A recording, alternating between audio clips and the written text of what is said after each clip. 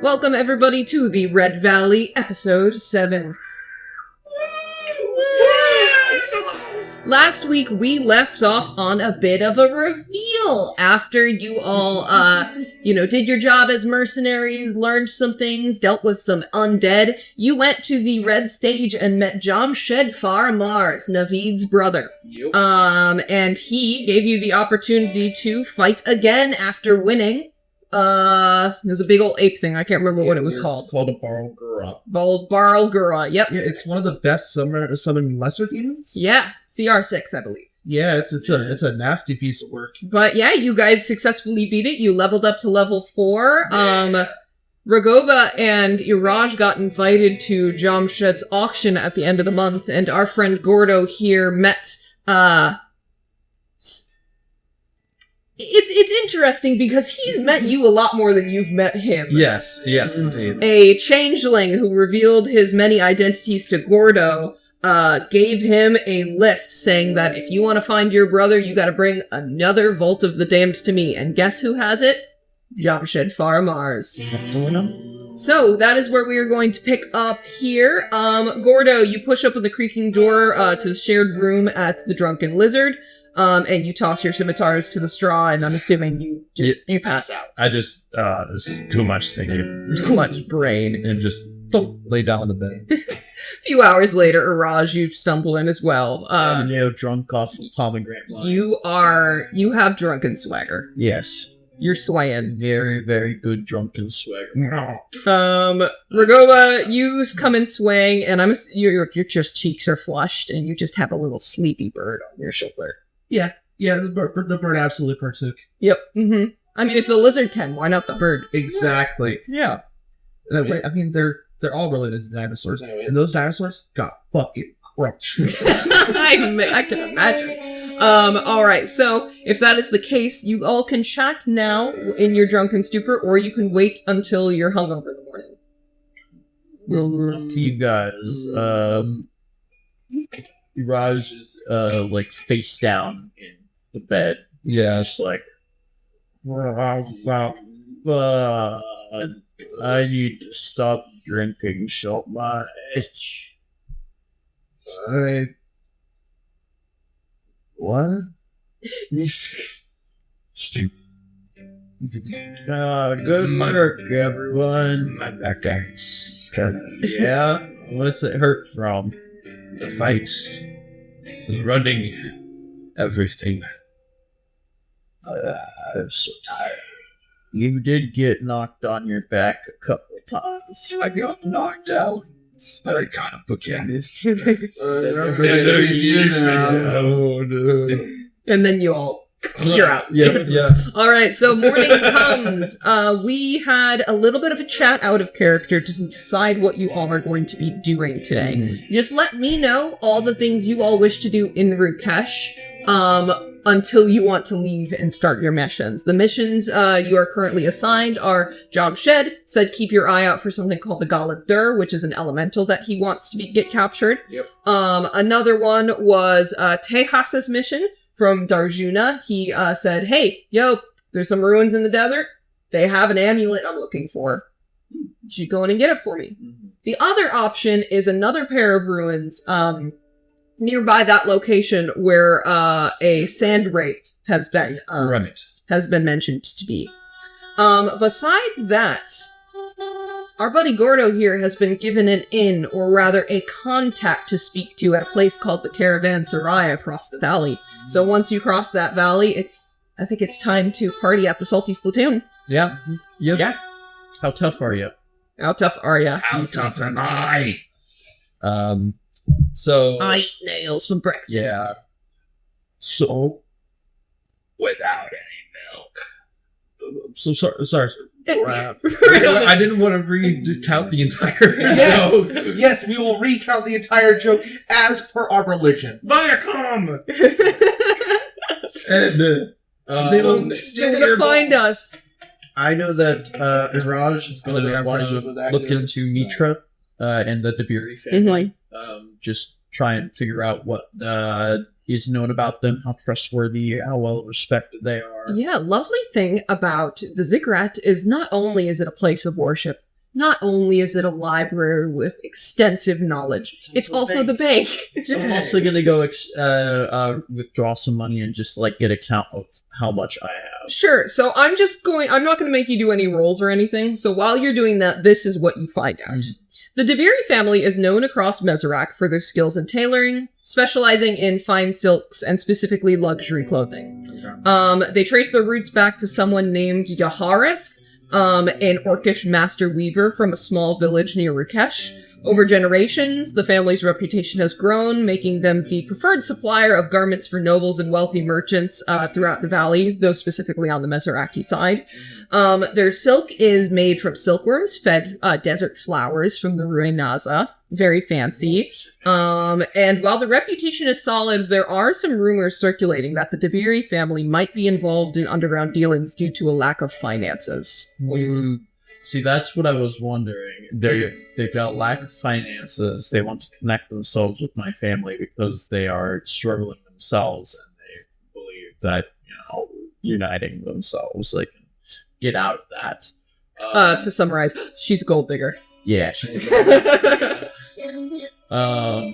I take this information and I think about it some more. I'm going to. I know I sent a letter previously to my family, just like updating them on things. Is it possible that I can kind of retcon it and have it happen now, where I also add on a question? You can send a second letter. Okay, I mean, yeah, but well, you're there, might as well. Yeah, okay. I'll just send one. It costs a silver. The post office. So the ziggurat is also the post office. I send one quick 2 for 1 letter. Asking them, have you it's ever a lot for one. heard of the Dabiri family? And specifically, I'm going to ask my mom in reference to this, because she's the first message you sent to your dad. The second one is to your mom. Do you know anything about the Dabiri family? Also, have you had any dealings with them? And have you ever prosecuted them? Do they have a criminal history? I'm not going to elaborate why I'm asking. Should I be concerned? Yeah. That they are approaching me, and then that's all I'll say. And then I'll also just... Your mom's just gonna read it. She's so paranoid. Alright, so, if that is the case, and that is what you've learned... Alright. What's the plan? The first location I have built is the Sand Wraith Stalker job. I like the Sand. I like the Sand Wraith Stalker job. It's the for one no reason in particular. You just feel it. We do the Sand Wraith, then we go to the other amulet ruins that are nearby, and then the Elemental is the last. Well, the job is keep an eye out for it, because you don't have the resources or materials to capture an Elemental yet, but you can try to figure out where it is. Okay. Then, I would say that we just keep an eye out for that. How much money do I have in the bank? Yeah, let's actually find out how much money everyone has right now, because assuming there is a Vault of the Damned at Jamshed's auction, you guys might need to bet on it. Mm-hmm. Well, I left 50 of my gold at my place. But you guys are crossing the valley to the Caravanserai anyway, and that's on the Darjina side. So I don't think I could get to my money. Is that... Am I understanding that correctly? No, you will, because the auction will not happen next session. It will happen the session after. So during the next 2-3 sessions, you guys are just going to be making bank. You're making money, trying to find out more. How did he get it? Why is it there? Is it even there? Gotcha. Yes. Just wanted to be sure about that, because I currently have 25 in my pocket. 250 gold pieces in the bank. Yo. I have 184 all in pocket. I have nothing in the bank. Got it. 250 plus 27 gold in pocket. So 277 for me. Total. So that would be under 500 gold right now. Okay. So 75 total, 25 in pocket. Yeah, we need to Okay. make money. All right, let's go, Sandwraith time. All right. Let's go. I'd say after I go to the ziggurat, I come back in the mid-afternoon and say, "All right, we should probably head out and make some more money because if wait, did you tell us that? No, I didn't. Oh, okay. Save it that for was- when you're dramatically in the middle of the desert. Oh, well, you could also do that, but yeah. But just all right, we're gonna go do jobs today. Mhm. All right. Well, there's that Sandwraith one. We could go deal with that. For one. I could take on a Sandwraith. No problem. I mean, do you know what a Sandwraith is? Maybe. Those guys that are draped in sand-colored cloth.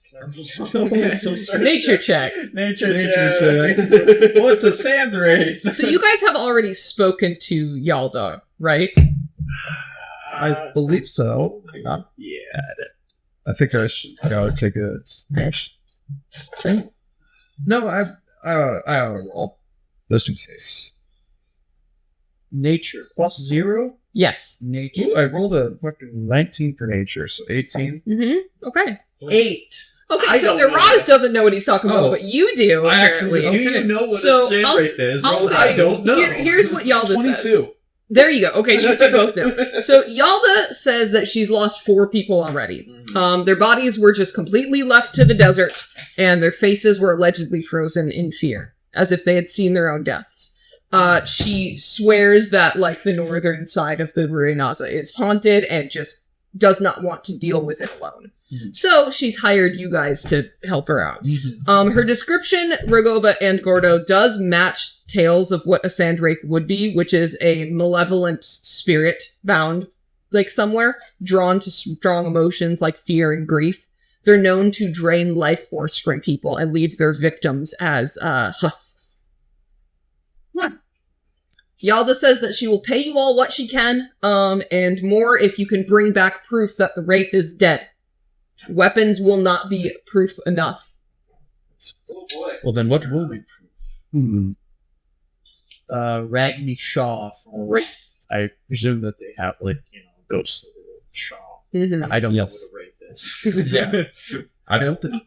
Whoa, thank you. I appreciate you being mindful of the microphone. You get a gold star. As a matter of fact, you get inspiration. Thank you. Yeah. And make sure to like, comment, and subscribe. Oh, yeah, you little brown noser. Shut up. Soon may the Wellerman come. No, bro, I'm kidding. Get out of here. Boo! You're not even in my campaign anymore. No! Shuri! He's burning. He's melting. Yes, he is. All right. So, with that being said, Yalda does say that she will offer you horses to ride out there, and it's going to take most of the day to ride out there. Ooh. This is a distance away. Surprised they didn't give us camels. Guess they want speed over efficiency. Well, It's true. yeah, you guys aren't carrying out or escorting a caravan. She's just taking you to where her men died. Yeah. Yeah. Yeah, we're Be a versus- horse. we're a hit squad right now. Yes. Effectively. All right. Are we ready? Well, no time like the present. Let's make sure they don't harm anyone else. Baldur's Gate NPC dialogue right there. Like, that's what, when your character is just like, you click a location, your character walks, they're just like, must have been the wind here. Or no, what's the one they always say? These brutes have seen everything. Yes, there you go. That's like what happens when you click on Iraj. That's what he said. There's no time better than the present. All right, so as the party sets off on Yalda's horses, the sun will eventually begin to hike up in the sky. You guys will find a place to hunker in for the day. So please make a survival check to successfully not get lost. Oh boy, I'm like famously bad. Wow, I got a 3. Oh boy! Thankfully, we'll be taking the highest. Raj, Yeah, what about it? what'd you roll? Man, if you got me that inspiration, it would have been better. Natural 20 Oh my god! with a +0. Ragoba, We're going with that. you're My like- 9 is I just not imagine Ragoba is just like unnaturally. It's just like, I am attuned to the spirits. Let me find this place, and he's going completely on vibes, and he's right. Let's go. good. Way to go, Ragoba. Sometimes intuition is far smarter than thinking. It is currently dusk. The wind is settling a little bit, and you do successfully make it to the location. Yalda eventually halts her horse atop the dune, and the temperature at this time is beginning to drop sharply. The wind is sweeping across the sands, and you can see faint outlines of crumbled ruins ahead, half buried and cloaked in shadows. The howling wind echoes through these empty structures, and Yalda kind of shifts and says, "This is as far as I go. The haunted dunes lie just beyond those ruins. May the gods watch over you tonight." She hesitates. She really is scared. Yeah, she hands over a small talisman, a polished piece of sunstone wrapped in a leather cord, and she will hand it to one of you and say, "Take this. It's not a weapon, but it might offer you some protection against the spirit's curse. It's drawn to fear. Keep your wits about you." And she'll hand whoever wants the religious amulet. Garage takes. Garage Someone takes else it. His Everyone side. else takes I don't it. know, He's a scaredy cat. You were the first to reach. Religion check, see what it is. Yes. You get advantage for reasons. For reasons. Yeah, I love reasons. Nat 20? You can recognize your god anywhere. So heretical. It's a circular pendant carved in the shape of a crescent moon. You know that this is a kind of an old symbol of Caledon. This symbol from Caledon. Oh, so that where'd you get it? It's just a protection amulet I wear with myself. Family heirloom. It's kept me safe this far. Thank you. We'll deal with the wraith. Some love. All right. You all ready to go? I am born. Oh, he died. He wasn't Well, ready. he already died. He was born and he has died. The fastest aneurysm in the West. All right, so you guys are going to approach the first structure in these ruins. The first thing you all see is not the sun is not completely set yet. The sky is almost like red. So here's what you all see. You see a collapsed watchtower, stone walls now crumbling. There's a faint smell of decay lingering in the air, and the wind kind of goes through these broken slats of stone, and it begins to whistle.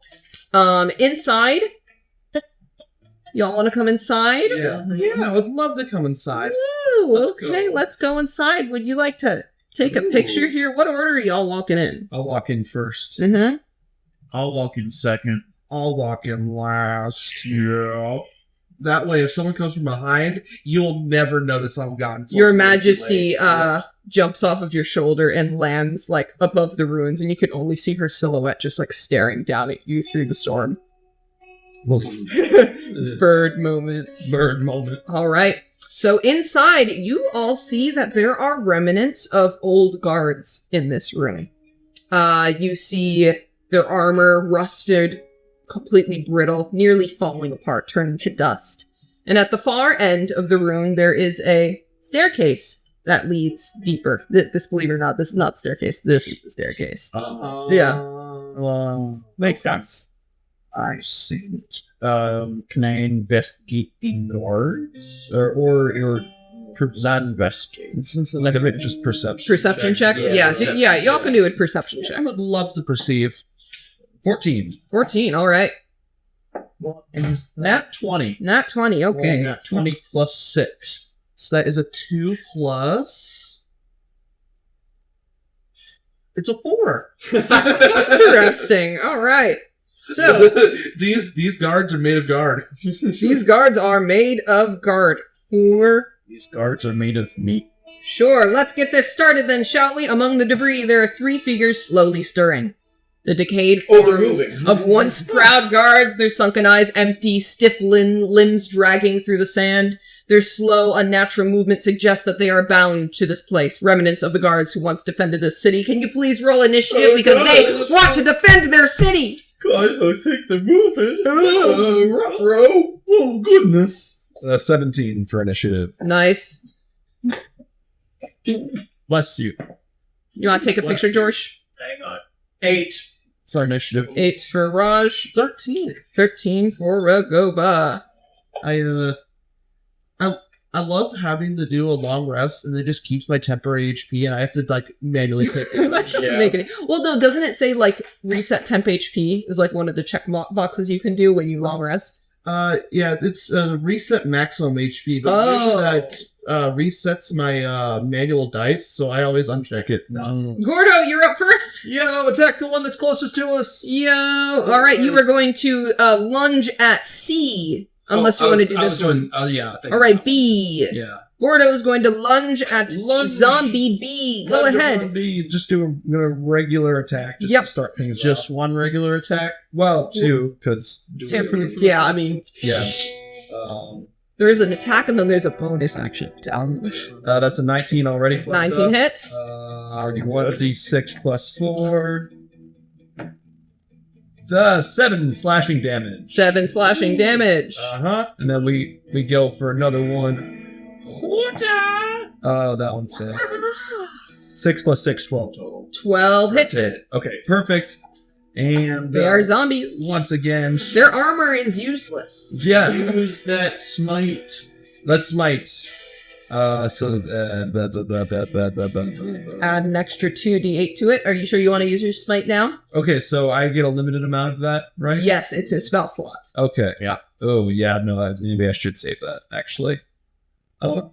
These don't look like wraiths. Yeah. Yeah. It would be really effective against these guys, but I don't think these guys are very strong. No, yeah, that's kind of why I'm doing regular attacks in the first place. So, just 1d6, basically. Oh, minimum damage. 5 slashing damage. 5 slashing damage. It is damaged, but not dead. Ragoba, Gordo just pounced on something. What? Attack! It's your turn. I'm trying to sequester myself from as many of these zombie guards as I can. I'm not exactly sure. I don't have a good angle as to where the heck I am. You are here. Zombie B, Zombie A, I presume, and Zombie C. Oh, so I'm already in a good spot. Yeah, you're kind of already in a good spot. Alright, in that case, I better not overcomplicate things. I'll just firebolt the most visible zombie here. Sounds good. Also, I don't think they're gonna fall for illusions very much. The door closes behind you because this place is haunted. Oh, no! Do you shoot this guy or that guy? Red is A, yellow is C. I'll say red. Okay, go ahead. Alrighty. That is a 9 to hit. That hits. They are zombies. Whoa, zombie AC. Sweet, that's pretty cool. That's pretty awesome, honestly. Alright. And that is max damage, 10 fire damage. Yo! Damn! I don't think illusions are really going to help against these guys very much. They are zombies. Well, speaking of, it's all the zombies' turns. So one is going to attack Gordo. The other two are going for Raj. I'll be fine. You want to take a picture? Yep. All right. The first zombie up against Gordo is going to do a slam attack for an unnatural... 21. That hits. No.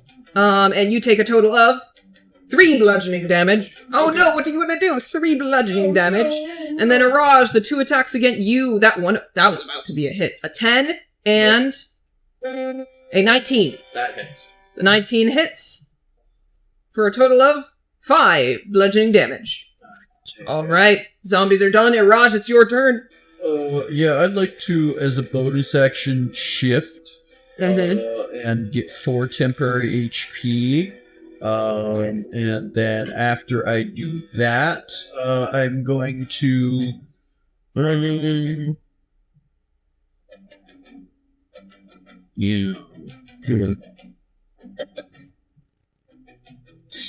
should have gone to do that before. And not in an ideal location. You have daggers, short swords. I do indeed have a dagger. 1 dagger. But it's real shitty. It's almost more ideal to just shoot quick light. Advantage. Yeah, they have low AC. Go ahead and try. Well, can I shoot the one that Gordo is fighting? Yes. I am? Okay. I want to shoot that. Gordo is just like... wrestling with it right now, and then shoots the arrow, and you pray don't hit him. That is a 19 to hit. That definitely hits Gordo. That was a risky shot. He almost shot you. Hey, watch it! What? Tell me what damage. Come help me! With sneak attack. Yep. Yes. Okay. 6, 11, plus 3, 14 damage. All right, it is down. Wow. It's not dead. It's not dead. It's undead for 2. All right. So, how much damage did you do again? That was 14 damage. 14 damage.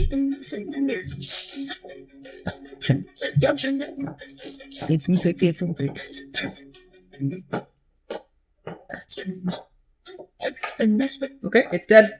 Yay! It's dead. It stays dead. Okay. Yay! Okay, we're back up to Gordo. It's your turn. You want to attack A? Yeah. Step. All right. Take a picture, Josh. I love little minis. They're so cute. Okay. Fucking okay. Not one for the first one. No. Plus 6, 7. Nope. That one's never hit. They never hit. Okay. 20s always hit. 20s are always like a hit plus crit. Yes. Not one's never. Okay. Yeah. All right. Second attack. Does a 10 hit? Yes, it does. Yeah. Okay. Whew. Whew.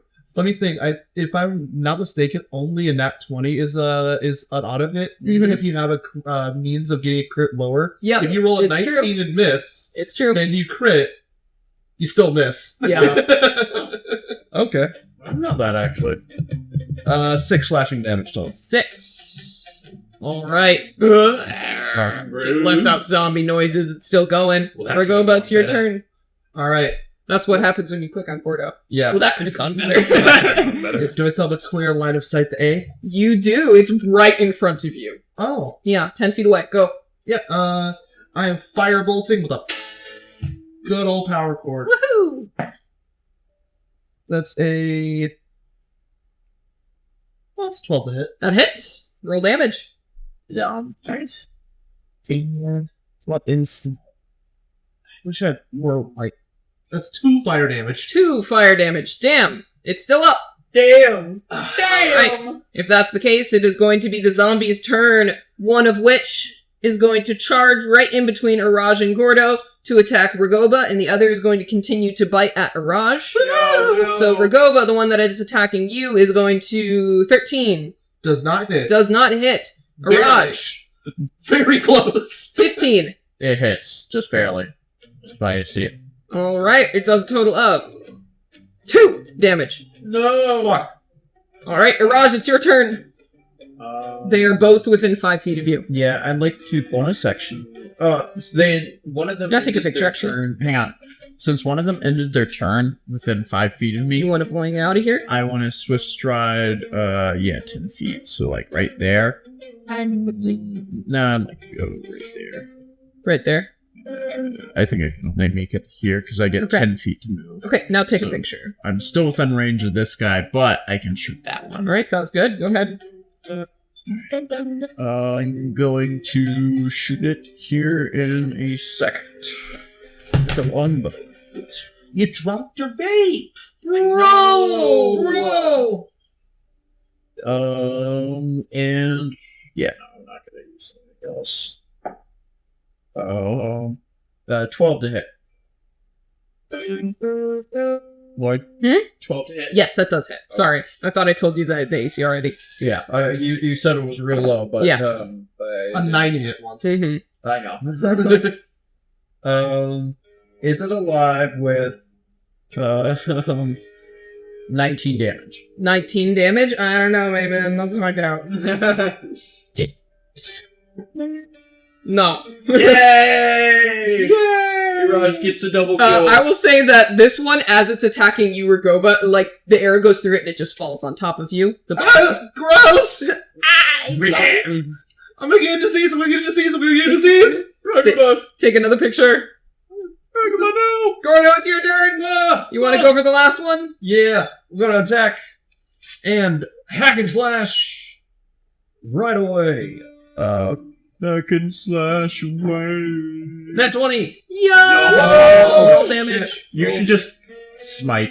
No. No, They're just zombies. They're just zombies. They're just zombies. I've told you I how will much. Listen, I've told you how much fighting you're going to be doing today. I will smite. I promise I will smite later. Okay. Then I smite. If you want to smite, then maybe you should play the paladin. 9 total slashing damage. Yo. Okay, is that already doubled? No. So what did you roll? I rolled a 5. 5, so that's 10. Plus 14. 14. Slashing Damn, it's not dead yet. Make your second attack. Okay. 16. That hits. Woo! Alright. Hit it with the yoinky splinky. It's a yoinky sploinky 6 slashing damage. 6. It's not down yet. Ragoba, it's your turn. Firebolt. Firebolt going the. That is a. Like Mario. That is a 15 to hit. That hits. One fire damage. Damn, it's a Oh my God. damn, it's not like it had 2 it's not like it had yeah. You gave him first degree burns. Dead. Oh my god. It's the zombie's turn, and I think just for that, it can't provoke an opportunity attack from Mirage because you have your long range weapon equipped. So it's going to make one attack against Ragoba just because that was sad. That was it. Yeah, it was. 13 does not hit. 13 does not hit. My Mirage! AC is 14. It's your turn. Take the shot. Can I get a triple kill? Do He's we hear gonna triple shoot it, and it's kills? gonna fall on you again. I'm covered in so much dust and slime. 12. and Yeah, go gross. ahead. Roll damage. God damn it. This is the worst. Is it dead with a 18? Yes, it is. Sorry, Ragoba. They're really dusty. They're like. And look on my mouth, Sand. on my mouth. Oh god. Sorry about that. I'm gonna go and yank one of them off of him by like grabbing the arrow that's stuck out of the back and just like. The head comes off. The body's still there. Oh, sorry. Ragman just starts dry heaving. Give him a moment. I roll the body. This is so unsanitary. Um, I gotta go to the doctor after this. Yeah, alright, buddy. Am I? Raj is like, I thought you were the doctor. I thought you. oh, you were the medic. No, I barely a little You bit. need a curse medic. You need a cleric. True. I minored in healing. Yeah. Yep. He minored in me. I went to Bardic school and I got my major. I had my major in Bardic colleges, but the thing is that the modern day job market is really useful. So I just decided to use my minor in healing to become support for groups, but But I'm trying to work on that freelance part. yeah. I got my minor in doctorates. All right. If that is the case, would any of you like to investigate the bodies? Yes. Yeah. All right, history check if you want to figure out what they are. I would love to investigate the bodies because I'm so intimately familiar at this point. Yeah. Yeah, you would be. You said a history check? 2, interesting. You said a history? Yes. Okay. Or nature. What the fuck? 18. Gordo's on it today. Gordo knows his shit today. Not me. That's a 13. All right, so believe it or not, Ragoba, you know that these are, again, sunless. They reanimate at night. The sun just set. This place might have some more of them. That they are usually harmless unless provoked, though certain cursed locations or storms may cause other undead to act erratically. Gordo, as an experienced adventurer, you recognize the sunless for what they are, bound to this world by powerful forces beyond the mortal realm. They are only animated under the cover of night, unable to move when the sun's light touches them. These spirits seem to be following some sort of command, cursed to, roam or guard this ruin until their purpose is fulfilled. But you don't know what that purpose is, or why they are bound here. But can Gordo sort of make assumptions? You, knowing these are ancient ruins, can be like, yeah, these were people who likely died at the ancient ruins. Right. Well, also just knowing that we're about to take on a sand raid. Yes, Like, you because you've rolled so high, you're like, undead. This is not good. Yeah, just like there's definitely something bigger at play here. They're tied to something, but is this supposed samurai we're supposed to find? I'm gonna whisper a little prayer to Kaladun, and can I like do like a little weird blessing of the bodies? I don't know, to like give them rest. Khaldun would order you burn them. All right, I say we should burn them. What do you do? Don't need to tell me twice. So, fireball. That's the worst way to start a fire. Fireball! A flammable object hit by the spell. A dead creature is classified as an object. We do know this, so yes, it does work. Yep. Wait, one more time. Just Okay. another. Maybe this. There we go. all right. It's not a good smelling fire. Oh god, that's really god. Let's get out of this room. It's All kind right. of smoking. Maybe we should run it out. Oh wait, the door's locked because it's haunted. Yeah, of course. Damn ghosts. All right. You all, I assume, walk down the stairs, and you find this giant, massive stone door, actually. It seems like that this watchtower, the stairs that you went down, have kind of been destroyed. So you go back into, like, the ruins themselves when you take this stairwell down. There is a grand archway. Its frame carved from like a dark stone, almost obsidian in hue. The arch is adorned with carvings of lunar phases, stretching from the crescent to full moon. And beyond that, deep within the stone, there is a faint outline of a figure. The figure is a humanoid statue, but its features are twisted between human and beast. The canine-esque head, its eyes sunken, peer from the stone. Its fangs are partially bared, a silent snarl forever etched into its face. It stands with one arm raised, in what might have once been a proud gesture, but now is a crumbling figure, frozen in time, forgotten like a old forgotten god of the moon. It's okay.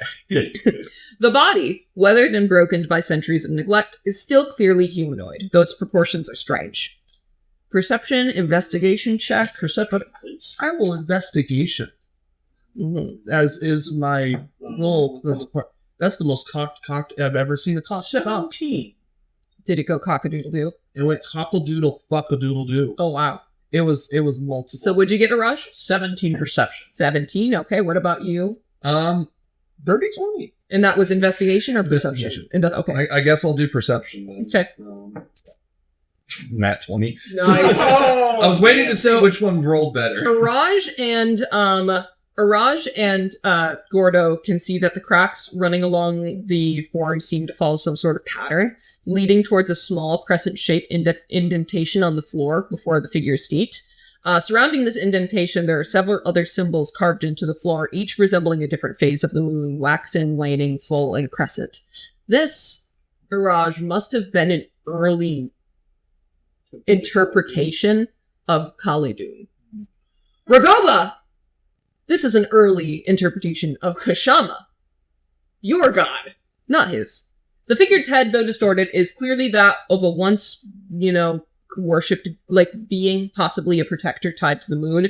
The lunar symbols around the archway align with the phases of the moon, and there's a faint connection between the phases and the position of the figure's raised hand. The cracks on its form might hint like there's a mechanism in here at some kind, hidden beneath layers of dust and age. Above the indentation, there is an inscription that reads in a language too unfamiliar and worn to read. I'm gonna say, must be some statue to Khaldun. It's old, though. Older than I've ever seen. Early interpretation. Shout. Their eyes narrow at each other. Excuse me, what'd you say? Yeshua? That's not... What? Who's Kashama? My god. Oh, so this is your god. But it's clearly Khaldun, not Kashama. That's what I thought. They're merely No. I mean, I don't. You just if you're saying something, just Heretical. heretical. So, It's on our side of the valley, is it not? if anybody wants to, I mean, is it? say again? Is it on our side of the valley? Yes, it is on your side of the valley. It's on our side of the valley, is it not? I would like to move on from this conversation, please. Why? All right. So, Yeah. you all do notice, though, eventually, There's some sort of mechanism. So the hand is pointing at what it looks to be the a waxing crescent. and there's all the phases of the moon. Correct. What does? I'll go up and look at the text on that thing. I know it's on our language. I'm just curious if it is any. If like it History is check to find out what it is. Okay. Anyone want to help / do it for me? I'll help with the. Well, actually, Just have Ragoba do it. He's the he's the. What's this say, Ragobot? I don't have proficiency, so you just give I don't have proficiency in it either. I'm just rolling off a high intelligence alone. I got a +0, so you're doing better than me. That is a 18. 15 plus 3. Old Yavadan cuneiform. It is the language that once united Ishvara and Mesaraki. Specifically, you speak Eastern Yavadan. They speak Western Yavadan. This is the language Proto-Yavadan. Yes, this is Proto-Yavadan. So this appears to be some proto variant of Ramadan. Yavadan. Yamadan. Yeah. I was going to say, Happy Ramadan. Ramadan! everyone. Mazel tov. What? No.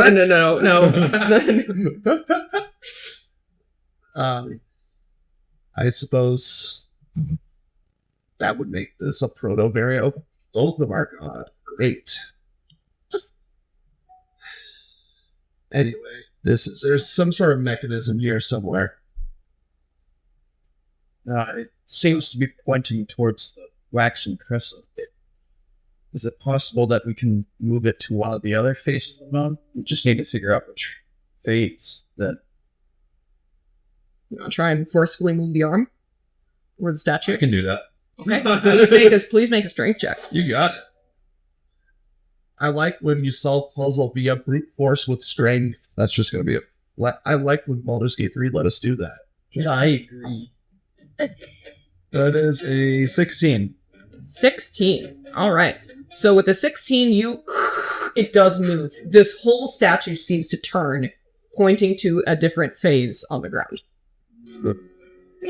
So which one should we point it to? The full moon? Makes sense to start there. Yeah, might as well. Can figure it out bit by bit. Hopefully there's nothing wrong for putting it in the wrong location.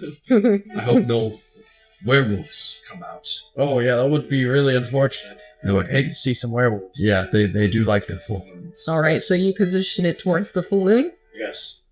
You hear a click No, I'm just kidding. Sorry. and a groan, but the door does not open. That's exactly what it sounded like. You don't know what it was, but I will say canonically that's exactly what it sounded like. But you do hear something behind the door. What? We have fun here. Yeah, we have fun here. We're really funny. What was that? Can I make some sort of perception nature check? Yeah, perception check.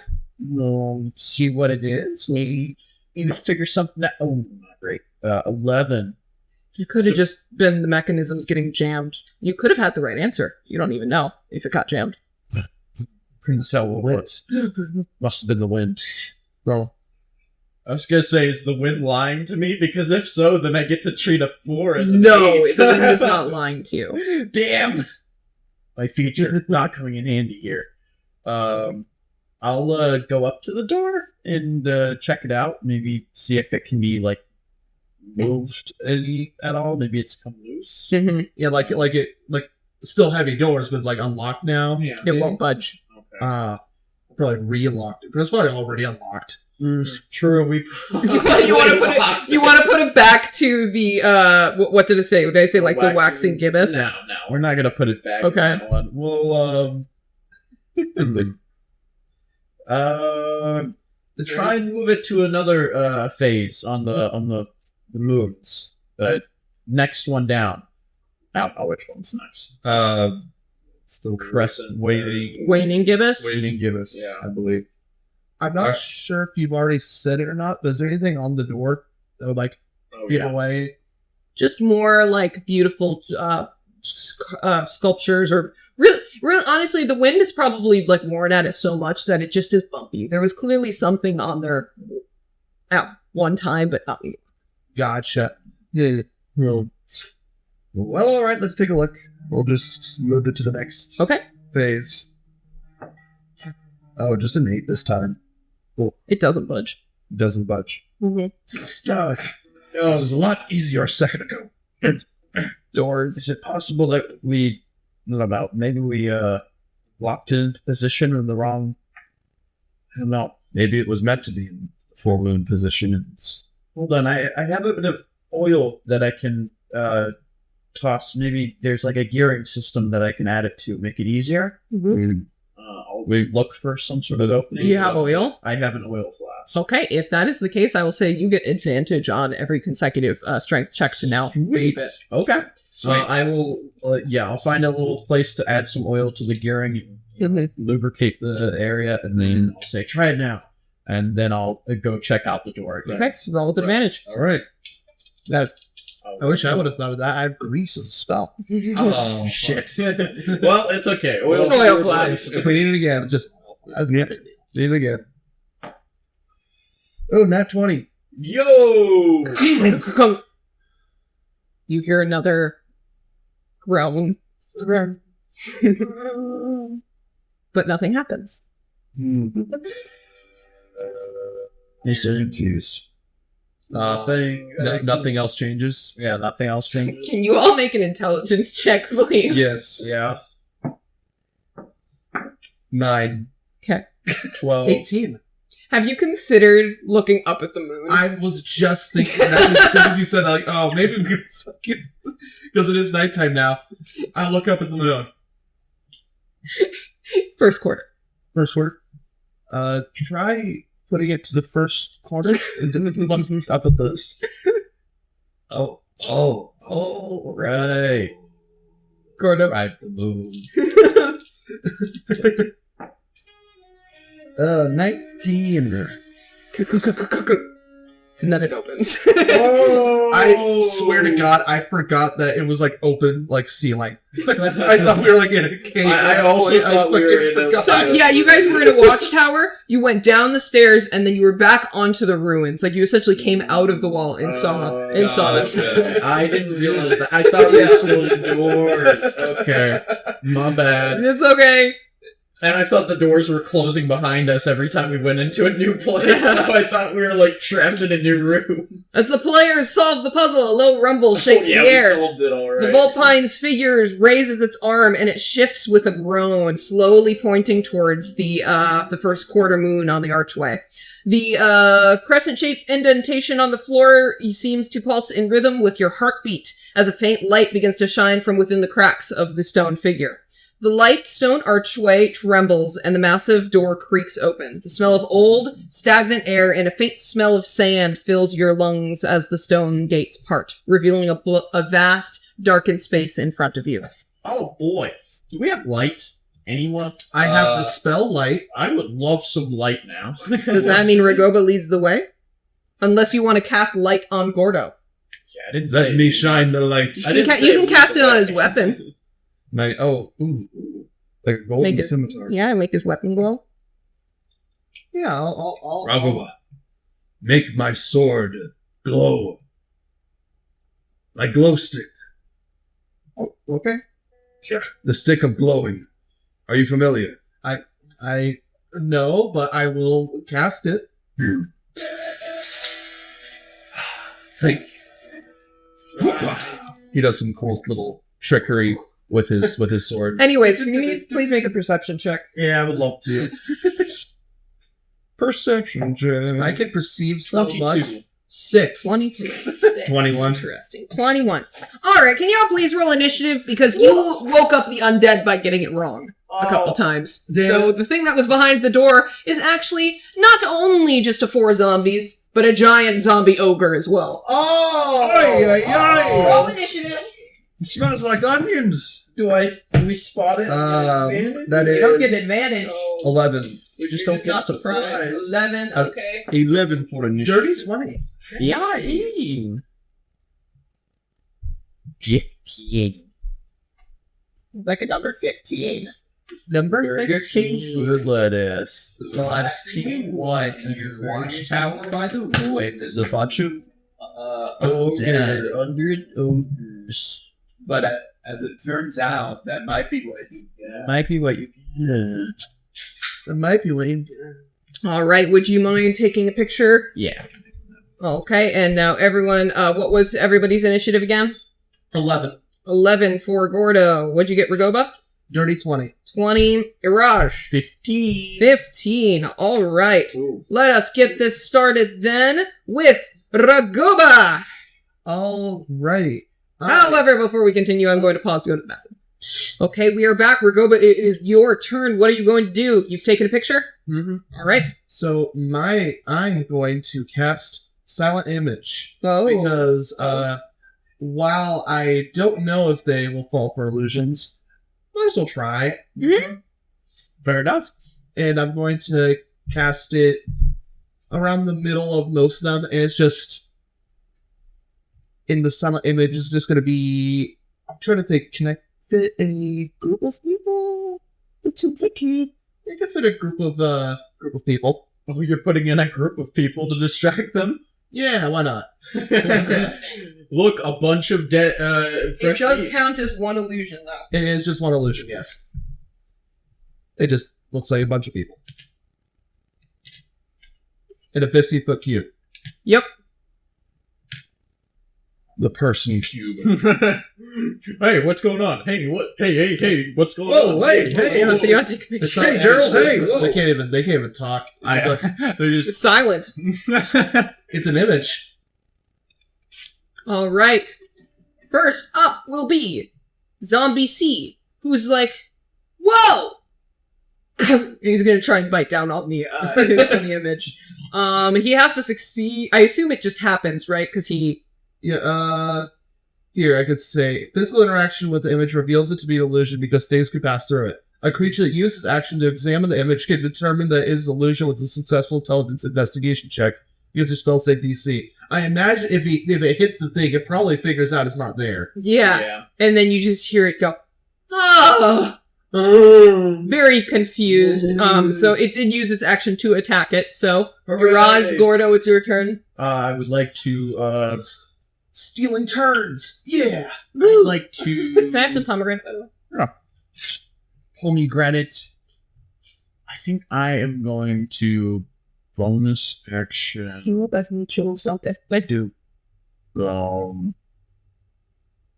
look like little candies. I'd love to track pomegranate. Can I use my bonus action insightful fighting on the big ogre? Sure. Would you like to explain what that does? Yeah, so as bonus action, I can make a insight check against a creature you can see that isn't incapacitated, contested by the target's deception check.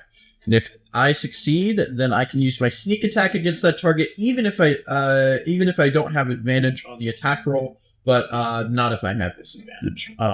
So I can. That lasts for a minute. Deception. Yep. Wow, I rolled an 18, so 18 minus 3. Okay, so a 15 is what to beat. 15. Nope, I don't beat that with a... So deceptive. Wow. That is a very deceptive... It's too dark. It's too dark. I can't get a read on him. So I'm going to shoot zombie... wait, so if we're doing our turns at the same time, is it possible that Gordo could move first before I take my shot? Then? Yes. Okay. Gordo, you want to Okay. charge the closest one? Yes. All right. My angle is to eventually get up and start fighting the ogre. and doing some heavy damage. Got it. I'm gonna take on whoever's in my way. Yeah. Sounds good. As soon as you get close to that one, I'm going to take a shot with my bow to get sneak attack off on it. Yes, 19 hit. 19 hits. This is on the ogre. No, this is on the one he's attacking. All right, now you can roll attack to Okay. just tell me how much damage you do. So ogre. Is a 12 hit? 12 does hit. Okay, cool. 12 damage. 12 damage. Okay. And then I did 7 slashing damage on my first attack. Okay. It's still up. Do your second. All right. Ooh, yeah. 15 plus stuff. Woo, yes, that hits. That hits. And then that's 9 slashing damage. Mind putting this over here. All right. Is it dead? It's down. Is it dead? You did 9 damage to it. Yep.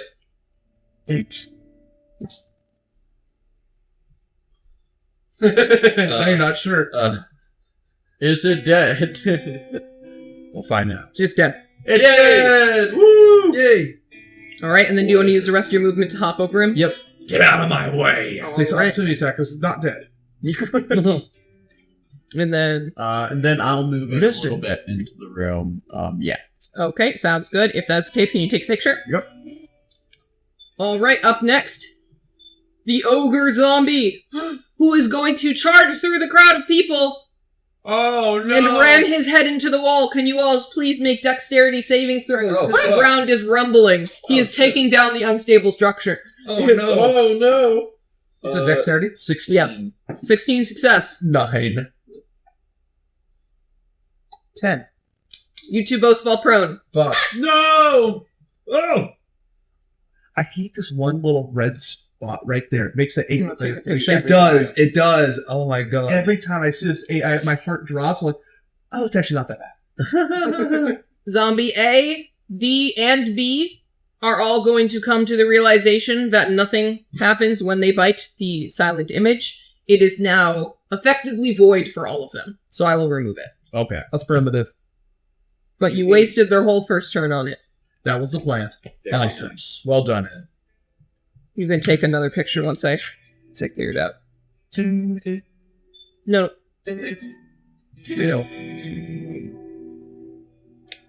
Okay, go ahead. Okay, we're back up at Ragoba's turn.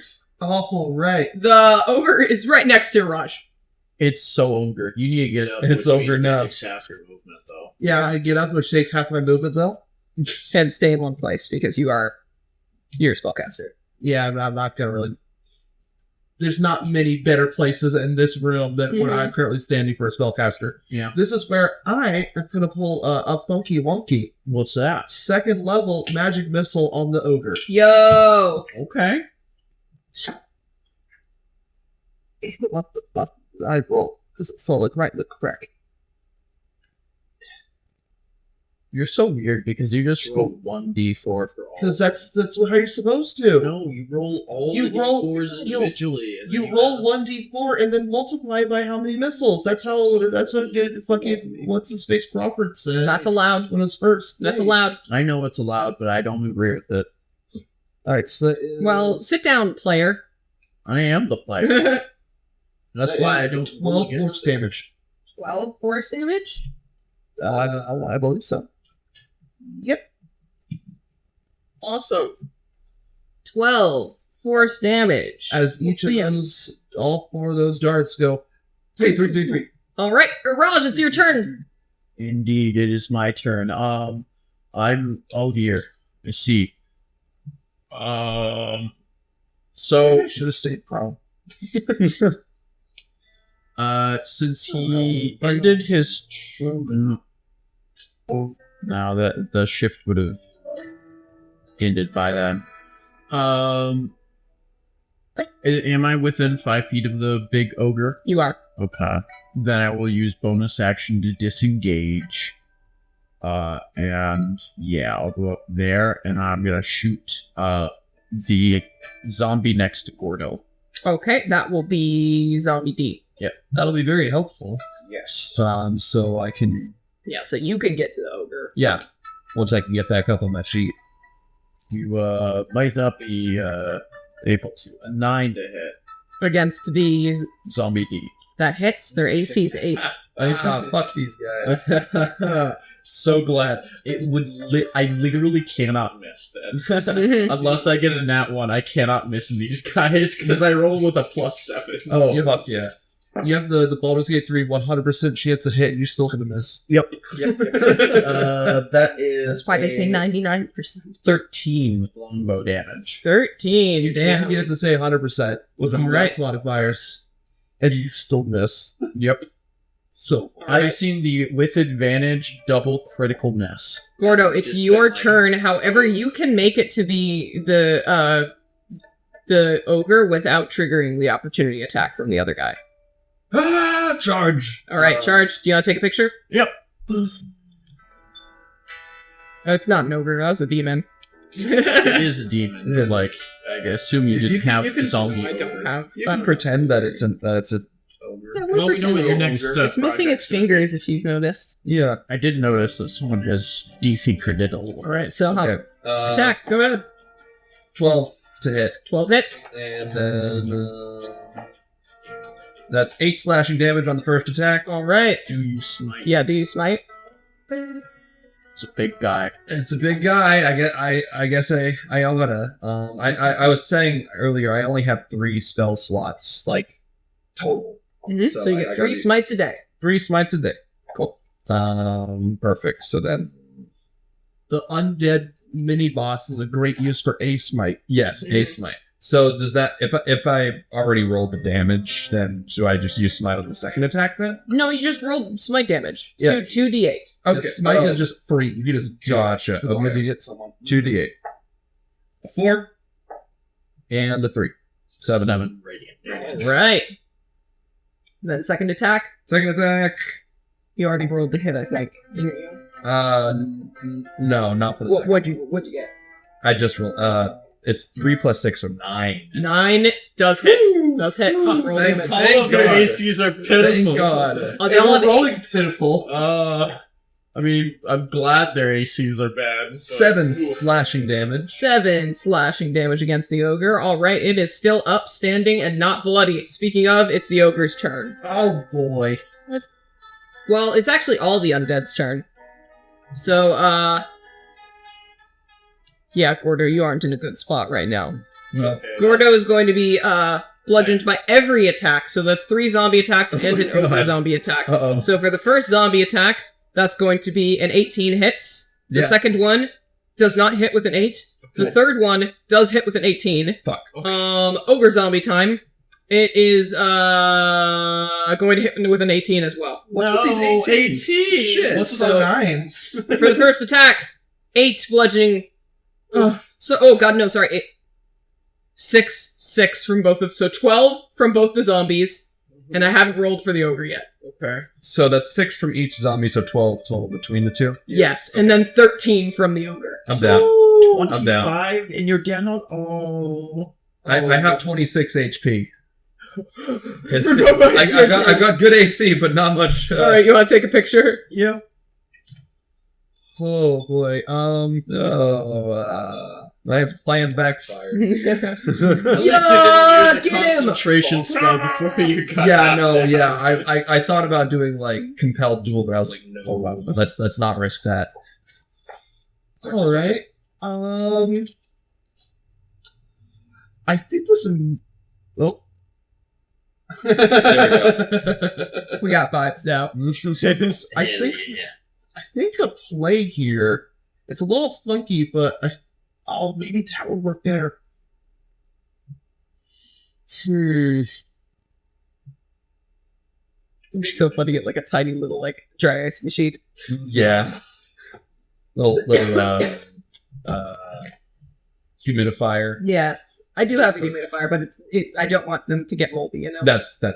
That's fair. Okay, so But for the sake of the shots. But, you've been looking around so much, but you're not going anywhere. I didn't expect Gordo to drop for less. Oh. There is a door at the end of the hall. We can just run. Well, I mean, You need to get up first. Yeah, well, yeah, of course, but And my heels are only at touch range. Yeah. That's my problem. Okay, okay. Yes, you can. You can make it up to him. I can make it up to him, and then I'm next. Well, I'm curious. Is it 5, 10, 15. That is absolutely true. You can channel spells through your familiar. I'll say she's near.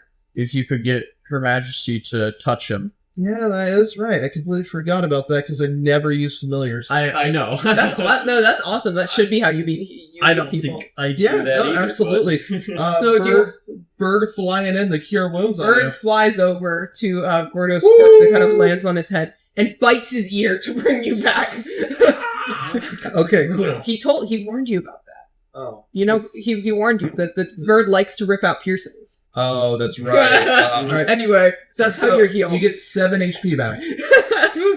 Alright.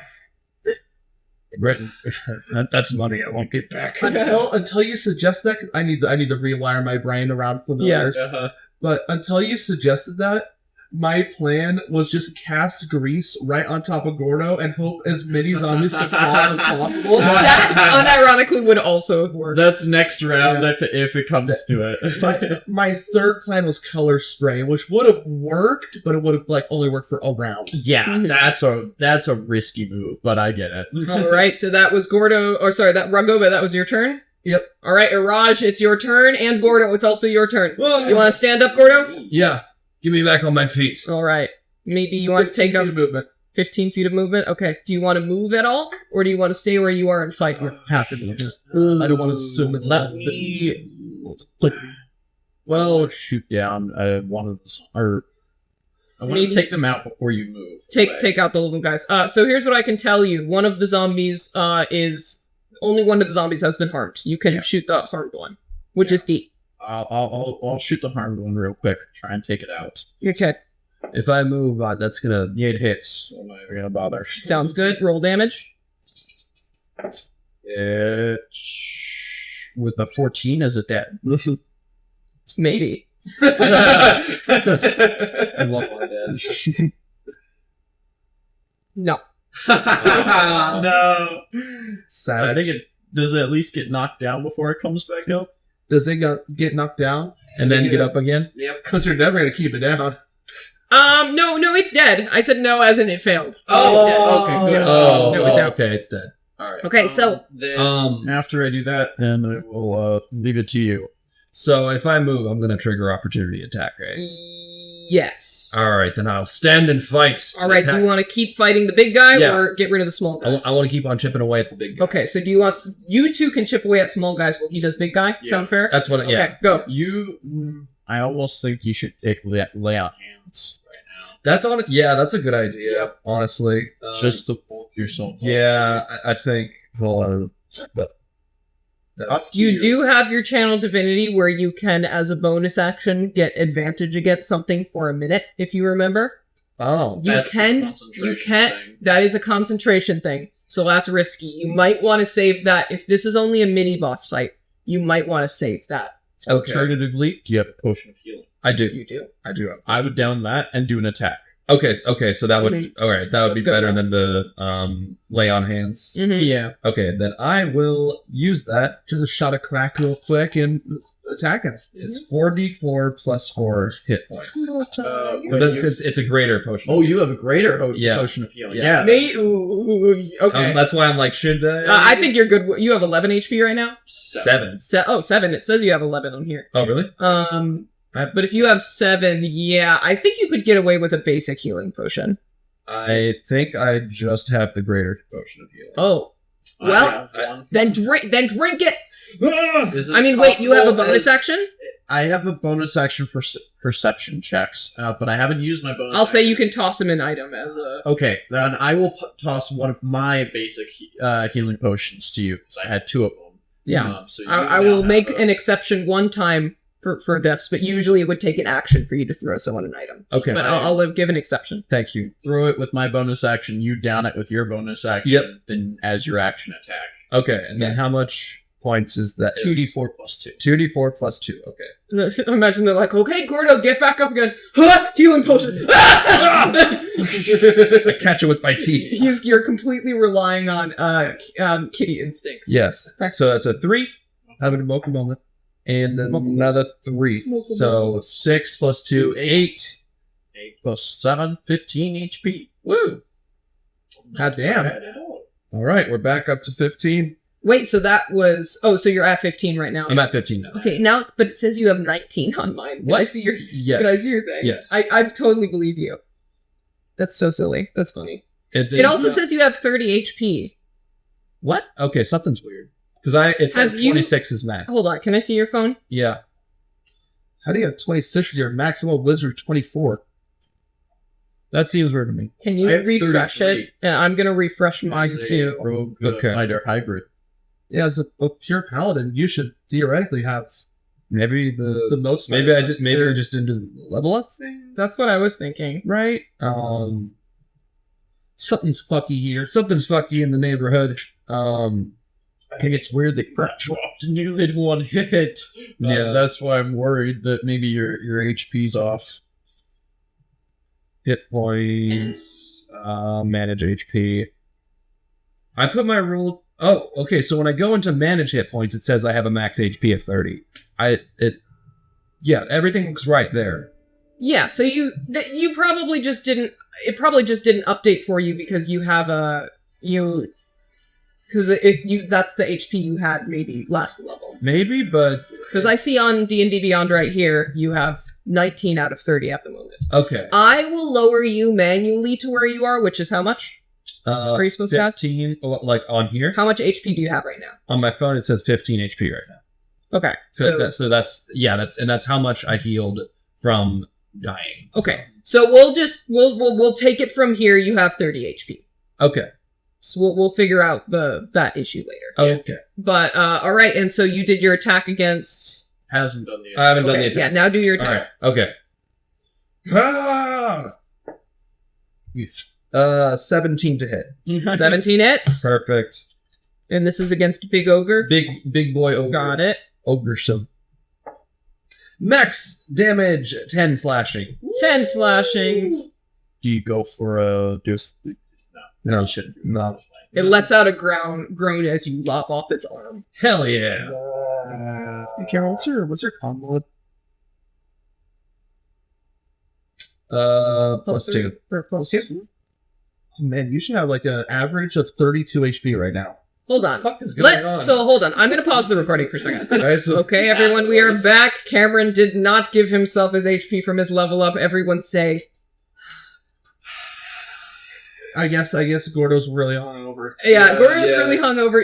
He has a max HP of 34. yes. Okay. 34. All right, but right now you have 15 HP, right? It's updated on the app, so I have 34 max HP, and it put me at 19. Yeah, I just changed it to 15, so Okay. should be good.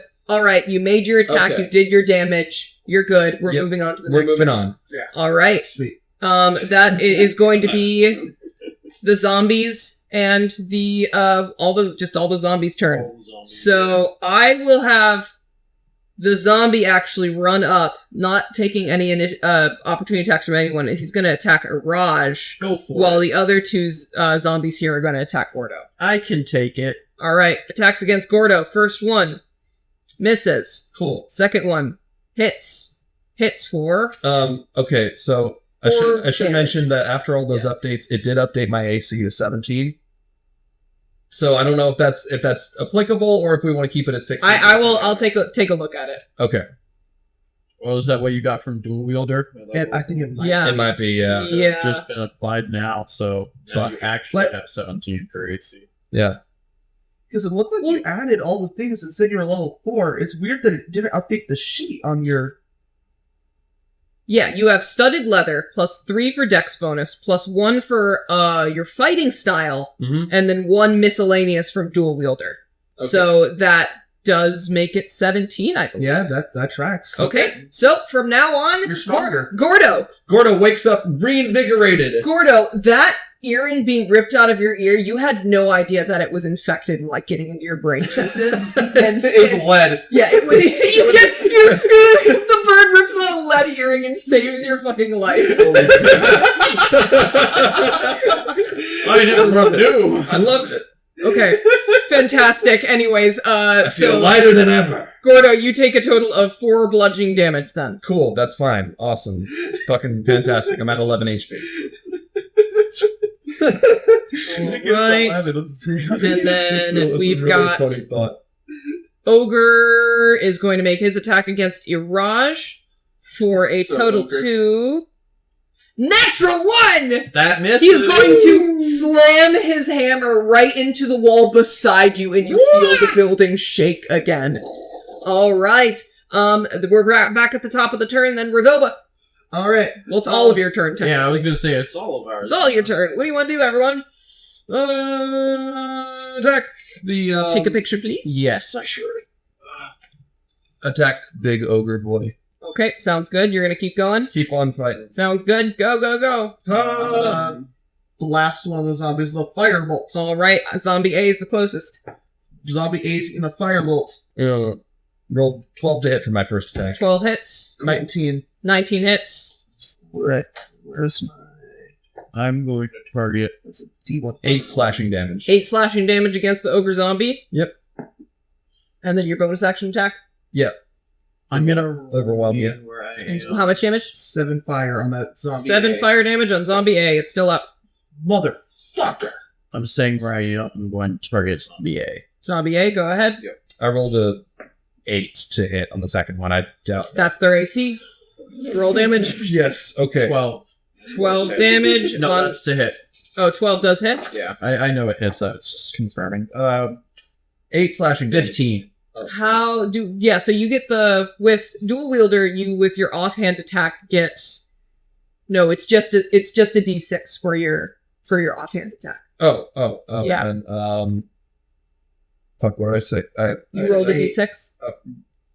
I said 8. Yeah, Yeah, you said 8 damage, so just So that was subtract just- your dexterity. Okay. Oh. Okay. So that would subtract dexterity. What did you roll? I rolled a 4 then. Then it's at Yeah. 4 damage. Yeah, 4 damage. Okay. So then how much damage did you do against zombie A, Den? 15. 15. That's fucking perfect. Yes. It's good. Let's see if it's dead or not. It's dead. Yeah! You guys are getting very lucky. Yeah, I'm gonna say that this is real lucky that none of them have stayed up for my hit. Right? That's normally why. You're doing a good job killing them with high damage things, because the DC of their survival depends on how much damage you kill them. Oh, yeah. So, anyway, that is the end of all of your turns. We are back to Ogre Zombie and the zombies, One zone. with just one zombie. So that one zombie is going to go for Gordo, and the other one is angrily, the Ogre Zombie is going to go after The one you. I'm not even. I haven't shot the ogre zombie once, and he's targeting me Yeah. exclusively. He's mad. All right. 15 for the slam. Hits. No, that's for the other zombie. Also against Gordo. Well, That does not 15 does not hit. not hit. All right.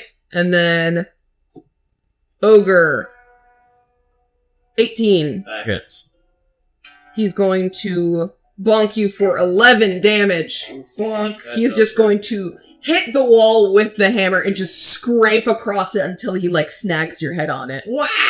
I go careening off the ledge. Dramatically. Yeah. Yeah, you're not actually.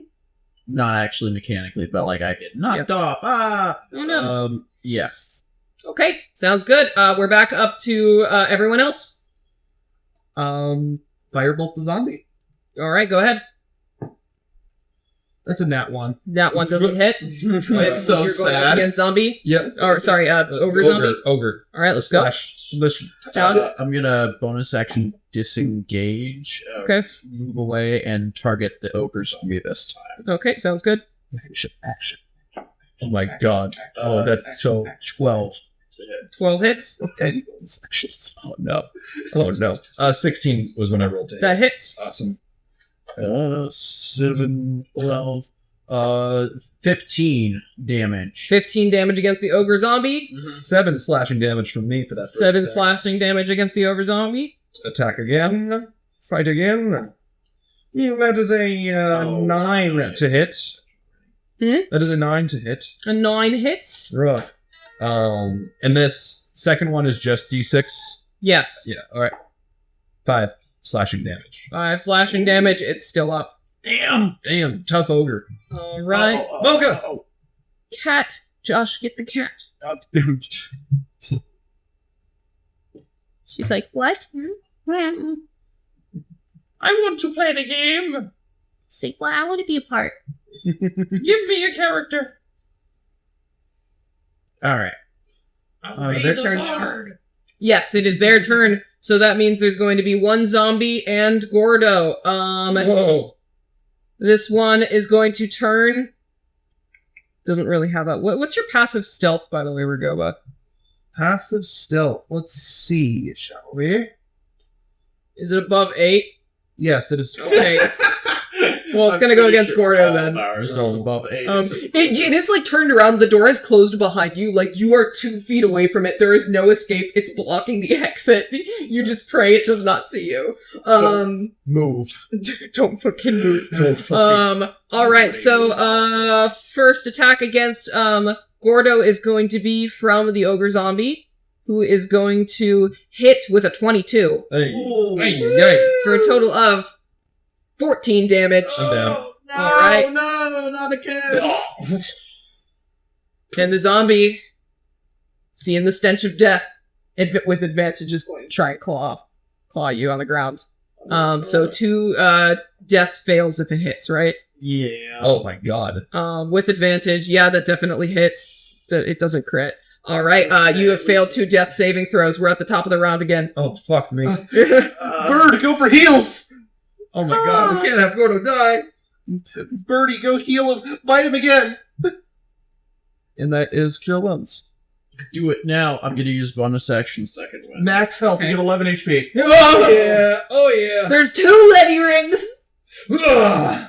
I got 6 HP back from second. All right. Again? I smelt death for a second time today. It just keeps happening. Okay. I would like to then shoot. How's Ogre Zombie looking? Really fucked up. I shoot it with my action. 19 to hit. That hits. Okay, yeah. I'm really glad to hear that. 6, 9, 12 piercing damage. Is it dead? How do you want to do that? Yay! I shoot it through what Oh, head no. shape does it have? Sorry, Ragoba, not again. No! Don't make a dexterity saving throw.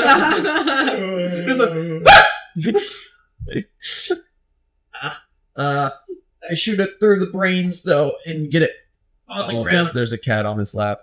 Oh, there's nothing you can do. Yeah. But then that's the end of my turn. So there's one more zombie left. Okay. Oh, okay. If that is the case, Gordo, it's Yes. you got your full action. Do you want to attack the other zombie? I do, but I would. Yeah, yes, I do. I'll Okay. save my lay on hands for after Yeah. the ogre's down. 19 to hit. Okay. Ooh.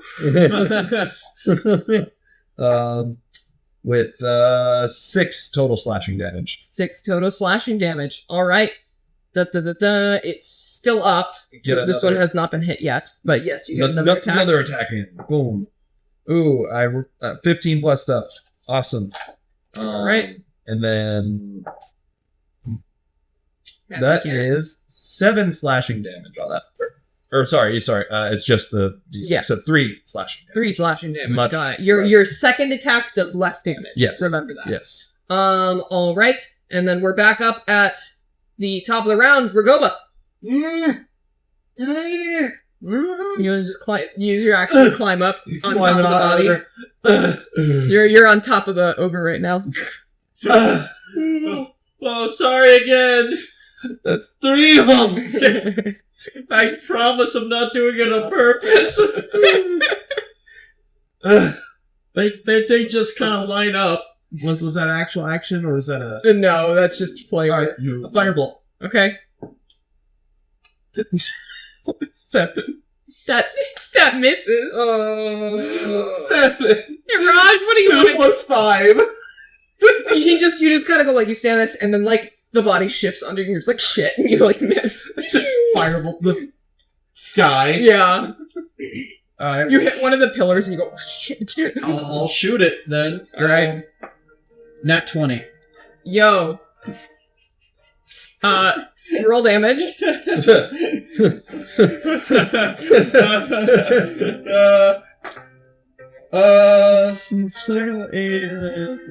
11 double 22 plus 3, 25 damage.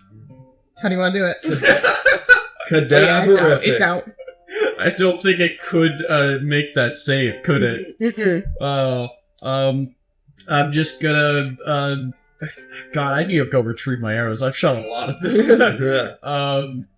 I'll shoot this guy also through the leg and then through the head and just kind of crush it onto the ground. And then I will say, okay, we've dealt with them. Gordo, are you okay? I saw demons. No, they're undead. No. In death. Oh, But I never said it was over. oh, Ragoba! oh no! Does a 12 hit? No. It does not. It swishes right past you as it begins to stand and you fall off of its body. Oh shit! It's not dead. It's not dead! We're back up to the Ragoba on top of the round. Rebecca! Fireball. Go ahead. Are you within 5 feet or something? Yes, he is. At disadvantage. Okay. So that is a first the 13. That hits, see if that hits. Let's see if it's disadvantage. It fucks up. That's a nat 20, so the 13. Yeah, okay. Damn. Nat 20 is Alright. kicking in way Alright. too late. Well, how do you want to do it? Like, it has 1 HP now. Well, Just fire!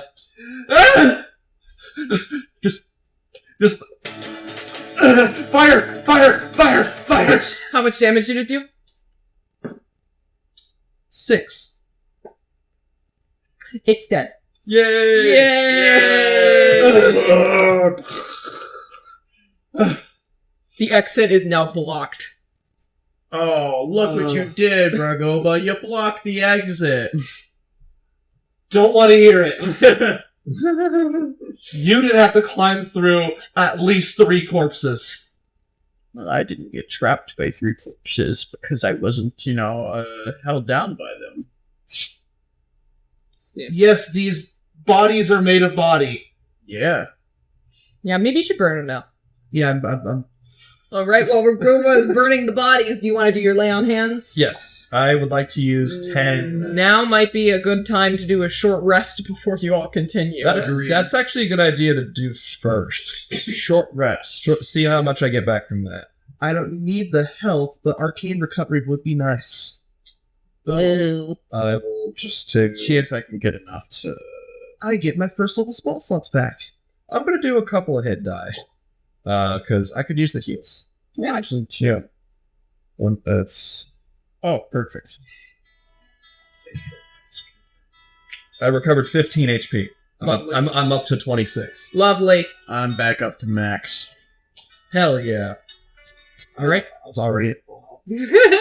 Oh, yeah, I'm so good at Alright, are we ready to move on? Yes. Yeah. Okay, you have all taken a short rest. And for now, I am going to pause the recording and edit the map a little bit. Okay. Okay. Okay, we are back and ready for the boss fight. The boss has been disarmed. As you step inside, the walls of the chamber loom high above. This is the exit, because the only way out, the way you came was blocked by an ogre body. So this is the only way you can go. I assume, Gordo, your scimitar is still lit? Okay. It's... Yeah. The floor in this place is uneven, worn smooth in places by time, but in other areas, the sands shift over it like seas of gold.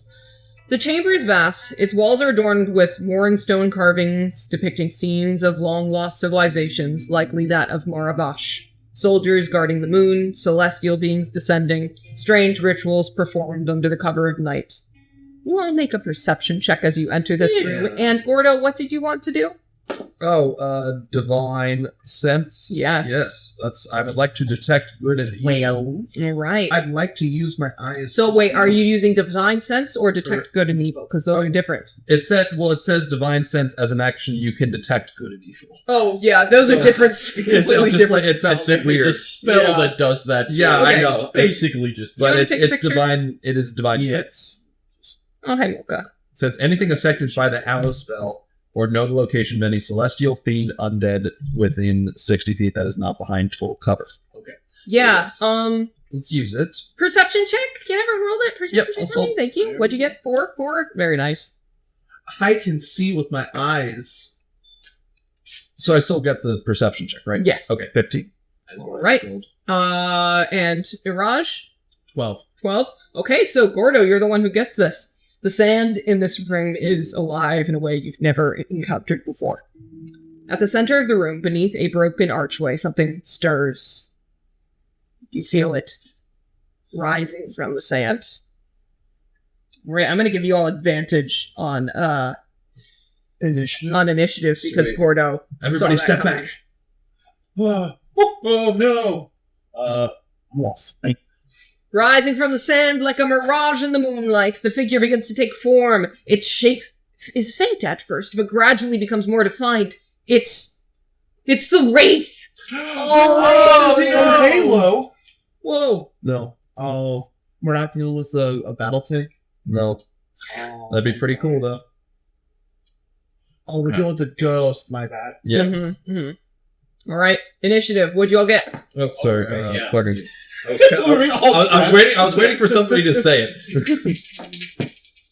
Remember, you got 19. advantage. 19. 19 for Gordo. 19 as well. 19 oh, for... Dirty 20. Yep. I rolled an 18 and a 2. Yeah. All right, 8 and 16 plus stuff. the turn starts, because it rolled a fucking 18, so it goes last. What the fuck? What the Ragoba, it's your turn. You all see it forming. Its arm is reaching out for you. You can feel the soul in your body shrivel up in fear just at the pure necrotic energy of this place. Let's fucking go. Ragoba, get him. All right. Come, Granny. Thank you. I just wanted food. I just wanted a snack. I don't think I should overcomplicate things right now because this is a spirit. You can probably see through most of my illusions right now. My illusions aren't very strong. I'm only like a level 4. It's very low. Level 4. You know what you're capable of. So I'm just gonna second level magic missile in the face and try to run. Let's go. And just a direction. Okay. And I deal. I'd like to try and do insightful sighting. Okay. It needs to make a deception check. That's 16 points of force damage. Whoa. It's a non-natural 20. I love magic missile. Insight. So they gotta beat at DC 20. It's a nat 20. 21? Rolled a 19 and they have a plus 2. Oh, painful. Just to their charisma. Okay, yep, they win. So that doesn't do anything. That's painful. Anyway, you have plenty more time to fight. Yeah. Anyway. Yeah, Gordo, it's your turn. Yeah, I mean, you can still shoot it. Yeah, I'm gonna wait for Gordo to approach it. So I can get it. Well, if anyone's going to take the steps forward, it's me. Take a picture. Yep. I will take it. Attack that boy. I'm gonna attack too. No, probably not with a 9 to hit. No, I just not hit. 19, though? 19 hits. Okay, cool. Fuck. 6 slashing damage on the first attack, All right. and then second attack, 16 plus stuff, plus 6. Hits. Yeah. Can I The read damage was reduced to 3. What? No, that was magical. Never mind. You have your first attack with the scimitar is magical because you have a fancy scimitar for. Right. Yeah. All right. Go ahead for your second attack. Just 1. See, Yeah. 1. Got it. Yep. 1 can't be reduced by anything. Nope, it's just a little... Got a paper cut. Hey, All right. that's still damage. Still damage. Can I run over towards that tree on the other side of the tree? Mhm. Yeah, just hide over there. Not mechanically, but just say I'm over there. Yeah, there is a little opening in the ceiling here. Yeah, end of my turn though. What? Sounds good. It is now the Wraith's turn. Gordo, you are the closest. Good thing we took that short rest. Yeah. 23. Yeah, that hits. Oh boy. Time for that life drain. Ooh. Please don't drain my Constitution saving throw, please. That's something you don't want to hear. Hey, you missed out on this at the Halloween one shot. Yeah. Oh yeah. I got that's a 15 total. That's enough. You do not reduce your HP, but you do take 22 necrotic damage. Jesus! Yahoo! Jesus! We're back up to the rest of the team. Ragova, Gordo, Iraj. It doesn't move or anything? Nope, it's just attempting to attack Gordo at the moment. Okay. Watch out, Gordo. It seems to have some life-draining ability. What's a third brush like that today? You really it's worth it. This is stupid, but I don't see any reason it wouldn't work. Oh no, but they'd be... I'm going to use my bonus action to shift.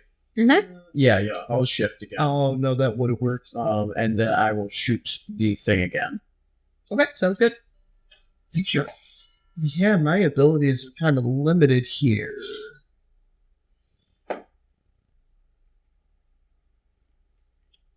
Fuck it, first level magic missile.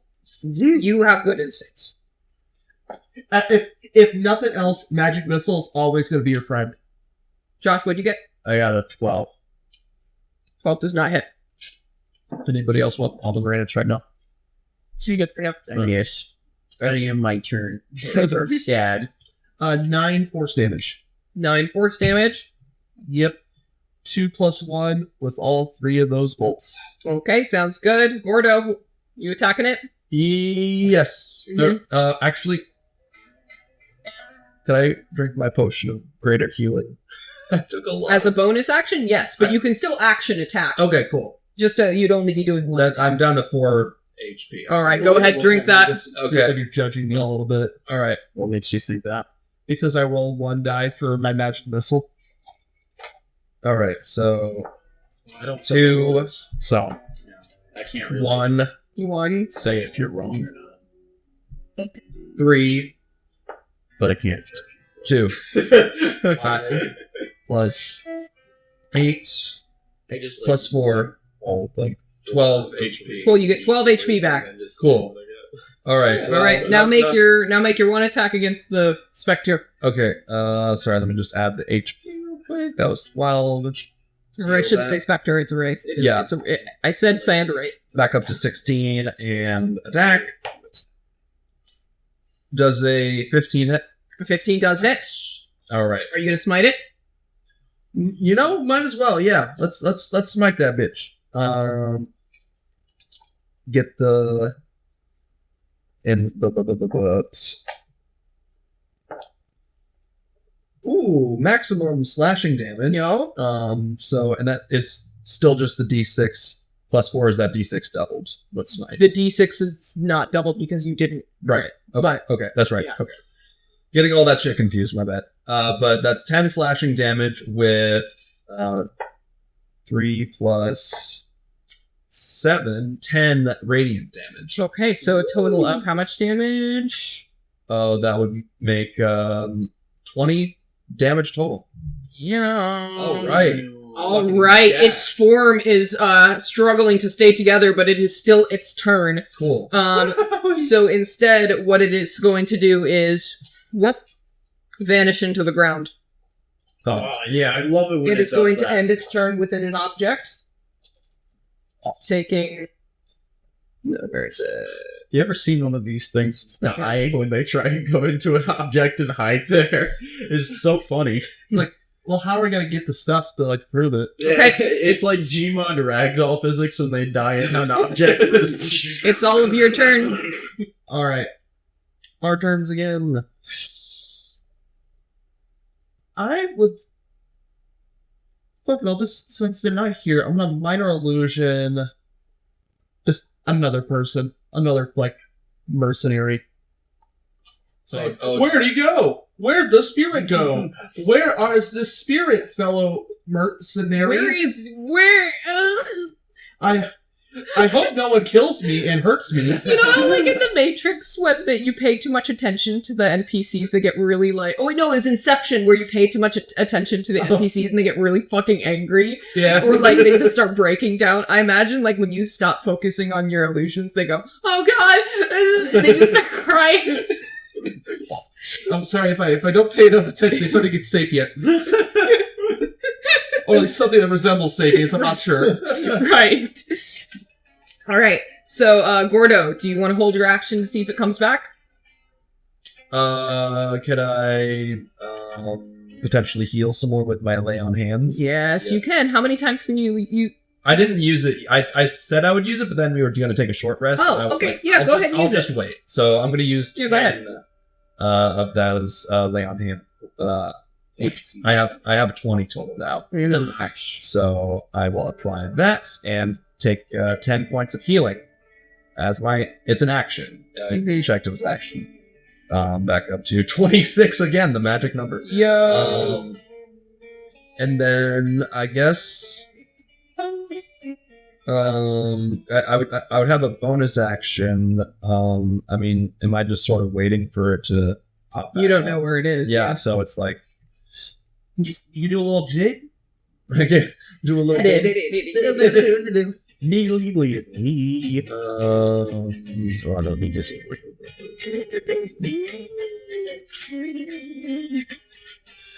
Could I?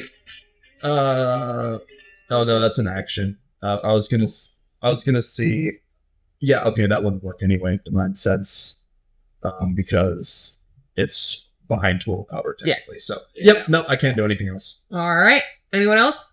I mean, I'll hold an action, looking around, trying to see where it is, and do a bonus action to proceed, but I don't think I'll see it. Right. Can everybody tell me what their passive perception is? Ooh, 16. I believe that's a 12. Okay. It's a 12. mine is also a 12. Interesting. 16. Interesting. Okay, that is. Interesting. Can I shoot it? Can you please take a picture first? Yes. But yes, you can. It's going to attack Ragoba from behind it. Watch out! I let loose an arrow. Maybe I'll hit this time. 19 plus stuff. That hits. Does an 18 hit you, Ragoba? That hits, I'm gonna eat shit. All right. Well, I'm not going to roll damage until we figure out what you do.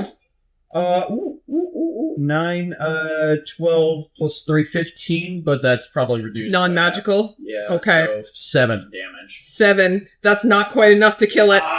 Sorry. Ragoba, please make a Constitution saving throw. You know what? Actually, shield. You can shield a 18.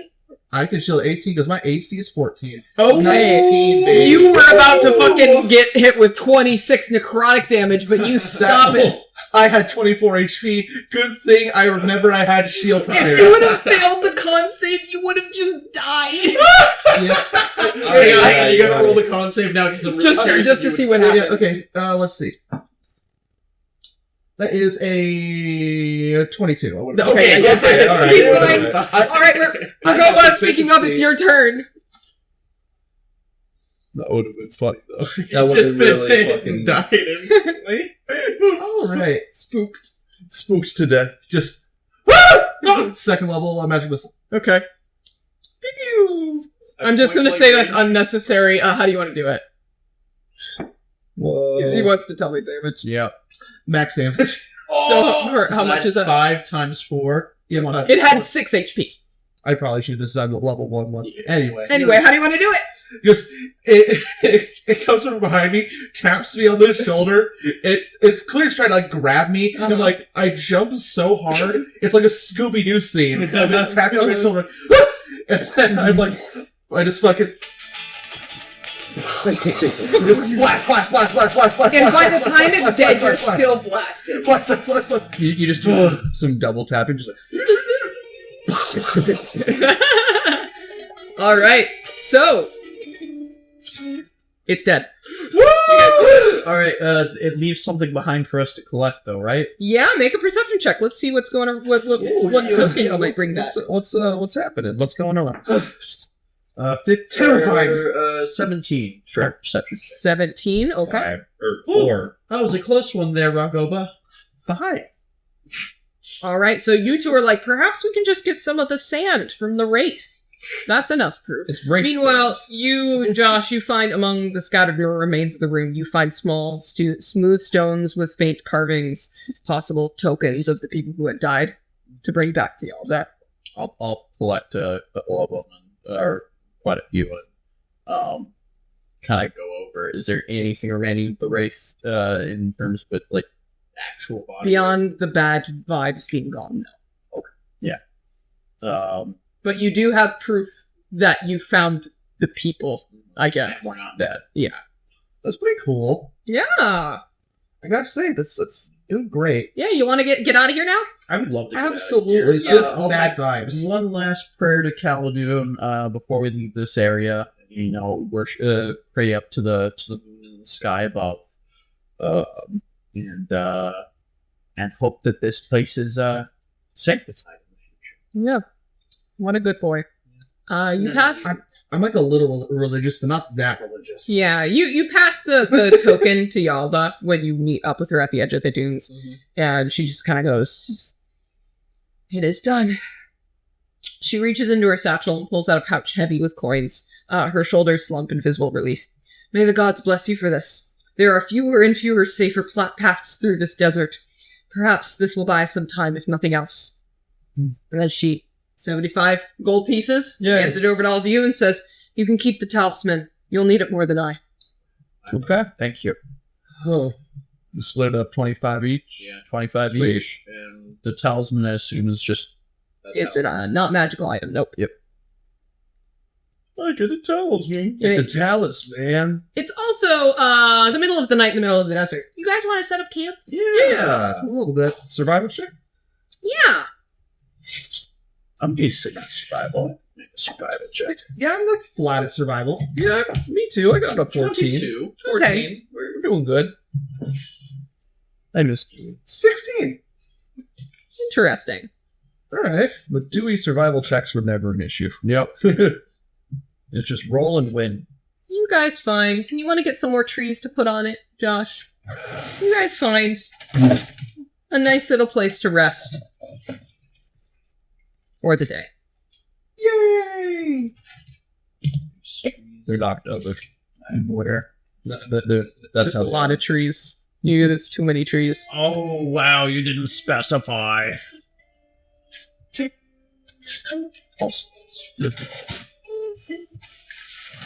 Yeah, it's actually really nice. You find a really nice area. How about that? A suspiciously nice area. It's almost too nice. It's a perfect waterfall, too.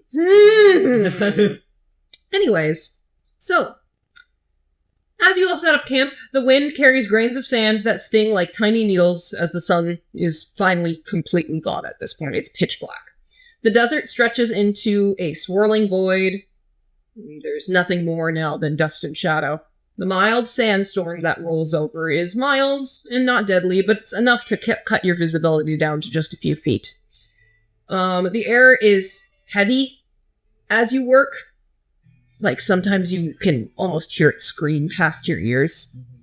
The taste of grit and sand is constantly on your tongue, and every breath feels labored. The sound of the storm presses in, muffling all but the closest voices. Rogova, you notice through your passive arcana that this storm is not natural. It feels charged, as if something is stirring within it. A faint buzzing noise lingers on the edge of perception, almost drowned out by this howling gale. So, I'm gonna get out the little campsite right now Okay. and give you guys a tent. Your job is to keep the tent and the fire running throughout the night. Alright. Because this is your first night off the path in the Ruenaza. Oh, God, no. I got sand in my piercing wound. Well, it must be better than lead. I guess. You wanna take a picture of this, Josh? You guys could fully skip this encounter. Let's see. Okay. So, you did, using your cloaks, rope, long sticks, you managed to create a windbreak that shields you from the worst of the storm. The buzzing noise outside does seem to get closer, though, like something is converging on you. Can I make some sort of perception or nature check to figure out what Starting on each of your watches, yes. Okay. That's right. So, do we want Raj to go first watch, then? Yes. Okay. Yeah. Perception check. If you succeed on the perception check, you get advantage on survival. Non-natural 20. Okay, you succeed. Through the swirling sands, you spot a fleeting, shadowy figure darting in the distance. It's hard to tell what it is, but it doesn't approach. Instead, it seems to watch the camp from afar before disappearing into the storm. The buzzing noise, faint and sporadic, never fully goes away. Advantage on survival. Okay. So now I make a survival check. Yep.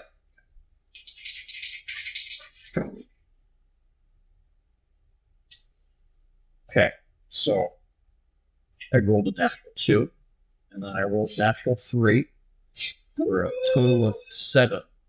Naturally.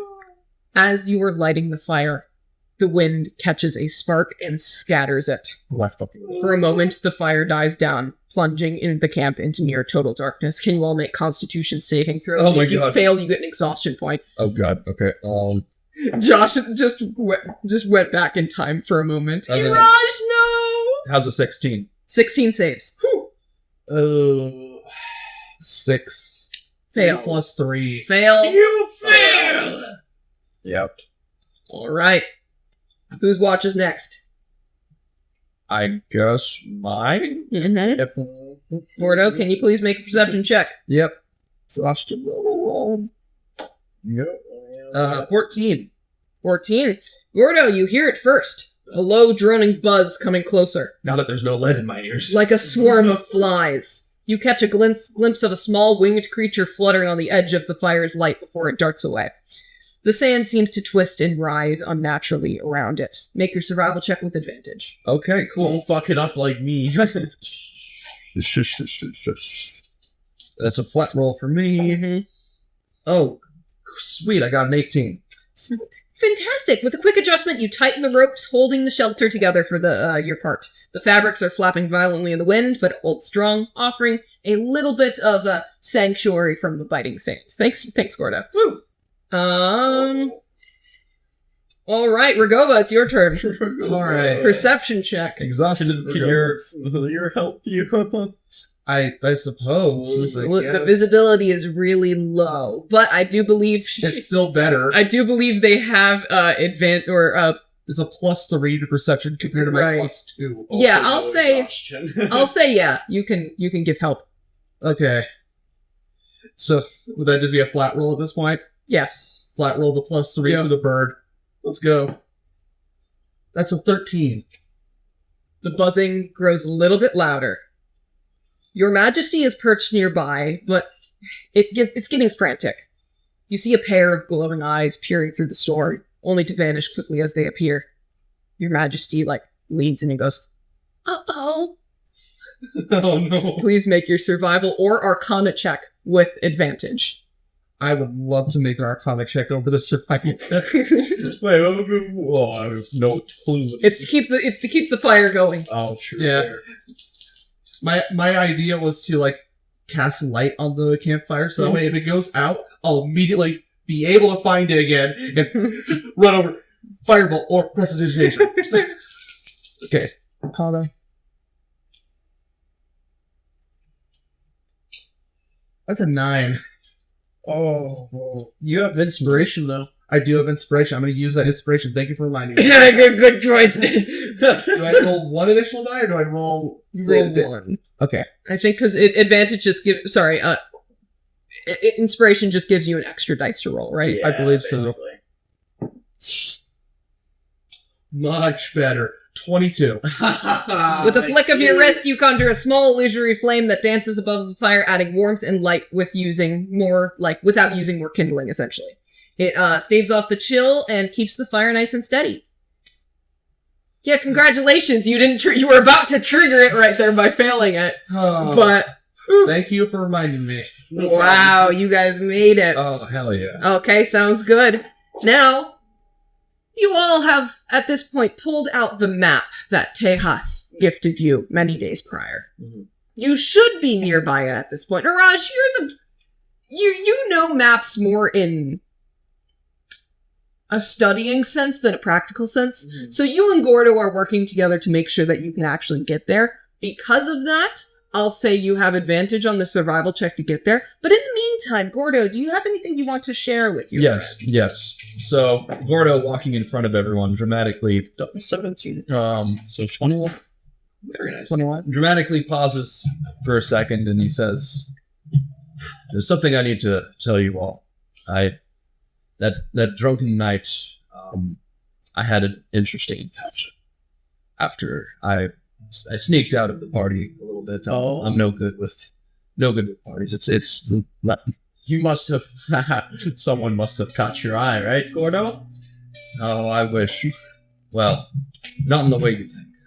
Oh. I'd never met this person in my life, but they called me out by name in the midst of the empty streets. He said he knew my brother.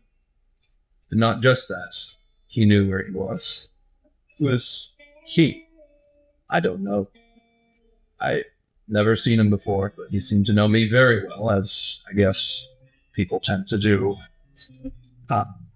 One, or at least those that are attached to my brother, definitely know me. So, however he knows me, he sought me out and he gave me some information on how we can find him. But here's the catch. He wants something in return for the information. It's person that we must speak to at the Caravanserai. And they want a vault. No. They said that the person speaking to you wants the vault. Yes. Oh, You learned that the vault is with a man named Jamshed Faramars. right. He said someone who can help you get the vault is at the Caravanserai. Gotcha. The person at the Caravanserai Okay. does not have affiliation that you know of with the Okay. vault. Okay. Or no, sorry, rephrase that. Okay. Sorry, there's this ringing in my ear. I can't explain it. The person that I spoke to, whoever they were, they wanted a vault. And somehow they know that we have the ability to get them. But they said that that's in order to the location of the vaults that he wants in particular. We can speak to a man at the Caravanserai. Did find out about it. Sorry, this person wants a vault. It will give us more information, but who is this person? Why would we trust them with a vault? That's exactly why I'm hesitant. I want to find my brother more than anything else. But I don't trust this creature. I would, however, like to investigate the Caravanserai and speak to this person that he has told me to speak to. Is we a creature? I couldn't tell you. It's our human. I don't respect men. I lived amongst them and I know their ways. They're not people to me. Oh, Okay, Gordo, thanks. you know the Right? So, once we're done with all this, I would like to request that we make haste to the Caravanserai, get whatever things we need to get done first, and then head that way and just see what we can find. There may be something else in it for all of us. Maybe. I've never been to the Caravanserai myself, but stories about it, though. It's quite a rough place. Rough and tumble. It's quite a salty spittoon. But who knows? This whole thing is likely to be a wild goose chase. But I can't. I've been this whole time since I've returned to civilization. I've thought of nothing but searching for my brother. Any lead I could possibly take on it. So, will we We can absolutely go check it out. It is on the side of the valley, is it not? Yes. No, it's on the other side. Yeah. Yeah. It's sorry, I didn't know what you said. It's on the other side of the valley, but we would need to re-enter either way. At the very least, more information never hurt. Agreed. Something with those the best to sleep at. And some good drinks. So we'll definitely want to be on our guard. Yes, don't get too carried away. I know. Yeah. I know how we get. Here's some interesting advice.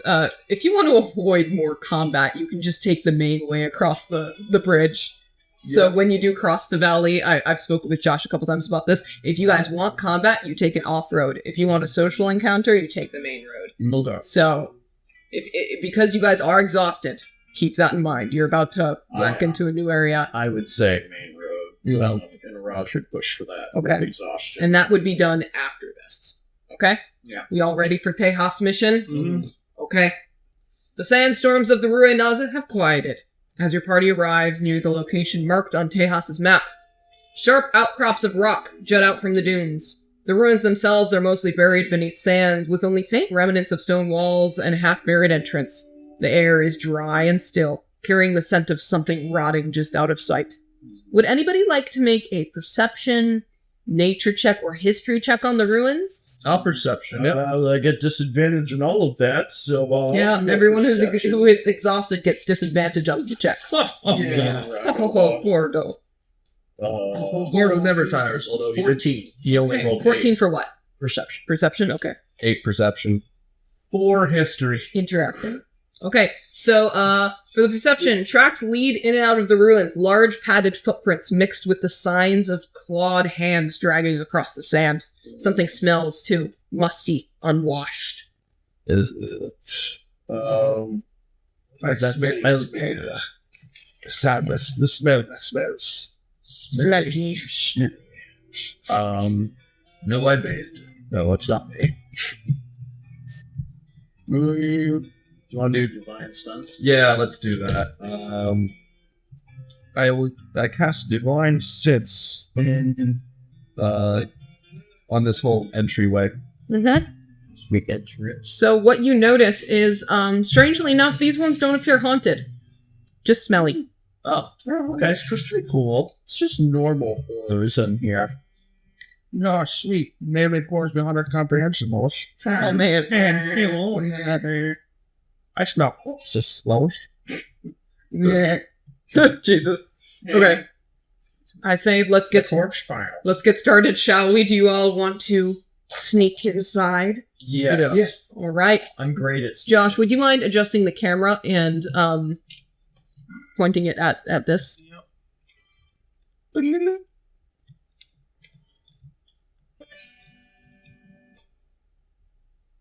I mean, that is also the two of these. We do stealth check. Yes. Still, Pouch is that's a nat 20 and a 9. Yo. So I have 11. Okay. 19 is what I rolled for stealth checks. Okay. 17. You all pass. Woo! Yay! So, the party. As you enter, the gory sounds of gnashing teeth and snarls echo through the torchlit corridor. Flickering lights reveal mounds of bones and half-gnawed remains scattered across the blood-stained floor, where two figures, tear at flesh. Whatever lives here has recently feasted, and there are 3 remaining figures fighting over the remains of it. Nature check to find out what they are. Insight check on what's going on. Insight check. Nature check. Oh, it's a 2 and a 19, so that's gonna be nothing. Insight check then. I will do 7 for nature. Interesting. Fucking 6. 4 and a 13. Fucking 6. We're great rolls, everybody. Great. Yeah, so, you all notice deeper growls echoing from the beyond these creatures, hinting at the presence of this actually going deeper. However, these creatures are blissfully unaware of your arrival, too busy fighting over scraps. Sure. So we don't know what they are, but they look vicious. I think we should kill them. They look monstrous and dog-like. I think we should kill them. You think we should kill them? I think we should kill them. Gordo would probably agree with you on that. Yeah. I'm gonna pull out my bow and arrow. I'm gonna say, look to the others. Kind of nod out. Should take that from- Yes. Want to take a picture? Yep. All right. All together now. Strike it one. I think we should target the one closest to you, Gordo, first. Whip it out. Yep, just fucking slash. Well, you could, in a surprise round, attack them all at once. Like, Gordo attacks one, cuts it out, like you attack a different one. Well, if Gordo's able to kill it. If not, then we move on to the next person. Okay. Try and kill it with that. Okay, so everyone's going for this one right here? Until we kill it, and then move on to the next. Okay, sounds good. All right, well then I'll start with a slash. Yeah.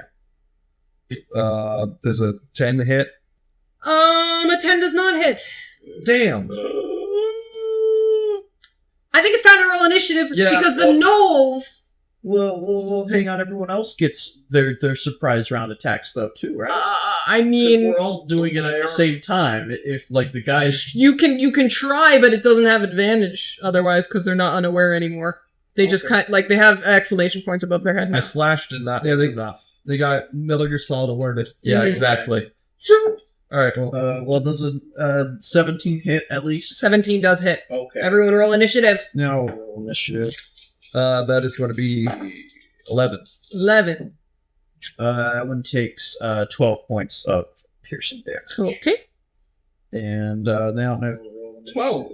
12 for Rogobot. 10.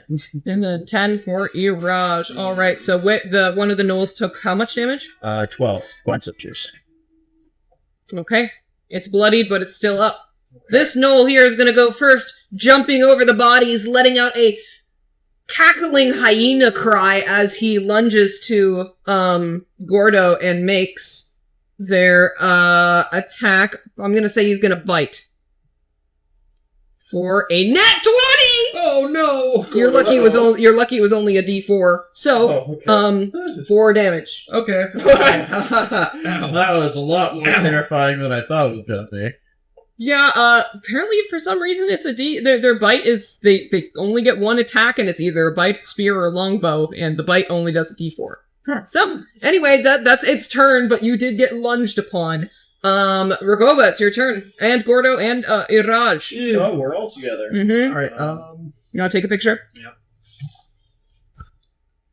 Can I just try and slash the same one I was trying to get before? Yes. I've already engaged. We're fighting. That one is damaged at the moment. Good. Does an 11 hit? It does not. Oh. Make your second attack. Does a nat 20 hit? It does hit, so you just roll the D6 and then double that. Cool. I rolled a 2, so 4. 4. Damn. Does it still have the +4? No, it doesn't. Okay, so 4 slashing damage. All right. Oh, Very we're off nice. to a great start. Ragoba? I will do first level This is magic second missile. Okay. 1 dart on the one that he's been fucking up, Uh-huh. and 2 on the one that just hit him. Okay. Woo!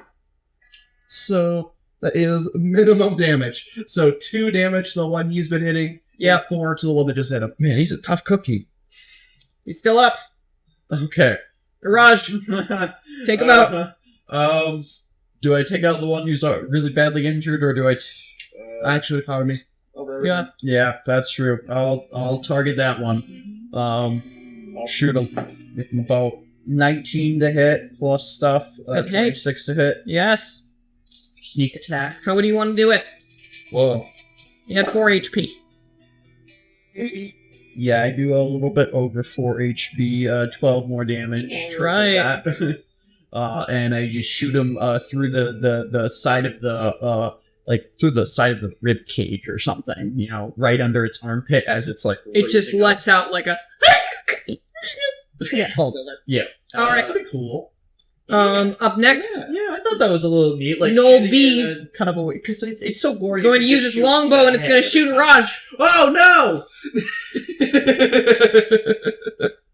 Does a unnatural 20 hit? That hits. You take a total of 8 piercing damage as an arrow goes right into your shoulder. Whoa. Ow! Up next, we're at to Knoll A, which is going to make another attack with its spear against Gordo. That is going to be, that was almost a nat 20. A 6, a miss. Oh. All right, it's back over to you 3. What do you want to do? I got another boy on my left that I'm trying to fuck up now.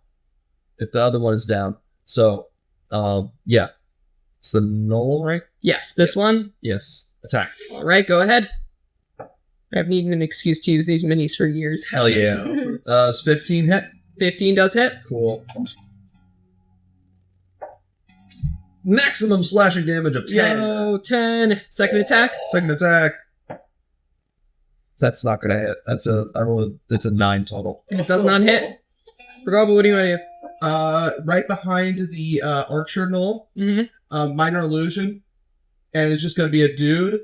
There's like, hey buddy, hey buddy, hey, step out of here! You're on my property! Hey, get out of here! All right, sounds good. What Raj, the fuck? Raj, what are you doing? You shooting the damaged one? Yeah, I'll shoot the damage. All right. I'm distracting their sniper. Thank you. Sniper. 23 to hit. 23 hits. Okay. Damage is... Sniper, no sniper. I was thinking about that. 11 plus 3, 14 damage. 14 damage. All right, how do you want to do it? I'm gonna... Take another picture when you can. Good lord, I'm getting so many fucking kills this session. I killed the bosses. Garage the DPS. That's true, you did kill the boss. I'm gonna shoot this one in the groin. Right in the big ol' knoll testes. Yep. Ow. Yep. Ow. Make it scream. All right. It is now the remaining Knoll's turn, who is going to... What? Huh? Huh? Hey buddy, hey buddy! Nah! And he's gonna try and bite it. And then it's gone. He goes, wait a minute! And he turns back around. You see his eyes widen, and he's going to make a dash for the door. We're back up to the top of the round. Here, Raj, you want to shoot him in the back? Yes. Any of you guys ever play Legend of Zelda Wind Waker? Mm-hmm. It reminds me of some of those like early game guys that are just like, or no, it's These Breath are- of the Wild. These are hyena people. Yeah. 16. 16 hits? Okay. I don't get sneak attack on it, do I? Because they're running. Nope, they're running. Yep, they're running. I could have used Oh, they're insightful fighting. Could have used that, and then I could have shot him. Mm. You already declared it roll, you nerd. I know. I got minimum damage too. 4. 4? Alright, anybody else want to do anything to this guy as he runs away? Firebolt. Firebolt, go ahead. Gordo, you want to chase after him? Yeah. That's a 19 hit. Alright, 19 hits. Go attack Gordo. Yes. That doesn't hit 10. 10 does not hit. Yeah. 2 fire damage. 2 fire damage. Do I get another attack? You... Or no. Yeah, did you do only one attack? I only did 1. Yeah, so every time you since take- he ran away. Yeah. Okay, so you can attack him again. Yes. Because it is your turn. Yes. I just wanted to clarify that. Mm-hmm. That one is 16 plus stuff. That hit? Yep. Cool. And that'll be just a d6. 5 slashing damage. 5 slashing damage, alright. It's going to use its action to run. Opportunity attack Gordo. Ah! Don't let it escape. I let it escape. That's No. 9. No. Alright. Do you follow it? Do we feel like it, or is it gonna? What's it gonna do? Call its dad? I mean, I feel like we should kill it anyways. But that's my power game. Where will it take us, though? I don't know. Do we want to find out? That. I do. If we follow, it's going to lead to an ambush, almost certainly. Absolutely. With one of them left. But we've done so well on this one. You know what? Before we go anywhere else, I will, yeah, no, I'm not gonna use it. I was gonna use second wind, but it's not really necessary. I guess I'll, do a general perception check to like track it and see if it Sure, was perception going? check. It's a good idea. Maybe like there's multiple signs of tracks leading down that way, and we should be cautious. But nat 20. You notice a faint but fresh blood trails leading from where you guys are now to that corridor that he ran down. Whatever dragged its prey moved quickly and left claw marks along the floor of the wall. There is a narrow gap between the bones and the rubble that leads into this corridor, and there appear to be faint sounds and light coming from the end. Yeah, there's definitely something else back there. It's safe to assume that if it got through, it's probably already alerted whatever else might be waiting for us. So we'd best be on our guard if we're following. Seems just like one big trap. How far away is that? It's more than 60 feet? Well, okay, actually, no, there's something bad in there. I need divine sense. Yeah, you did what the first time you divine sensed, you did not feel anything here. Okay. Yeah, because gnolls are not. They're not demons. No, yeah, okay. You're just I don't know, just I'm hesitant. guys. I don't really... Those are in a weird spot. Yeah, we do need to find something from chaos here. What exactly are we looking for exactly? He stated that he had an amulet that was, stolen from him that is in this location. Yeah. So we're looking for an amulet of some sort. Could be back there. It could be back there. And we didn't really... Did we check this area for the amulet yet? We didn't check the bodies. Not really. Okay. Go ahead. Can I check them? Yeah. All right. Would that be... Perception check, investigation. Yep. Something like Perception. I would also want to check the bodies for that. Well, I got a 13 for perception.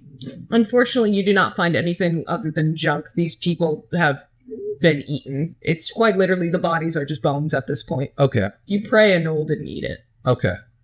I rolled a 15 and a 16, so I rolled a dirty 20. Same thing.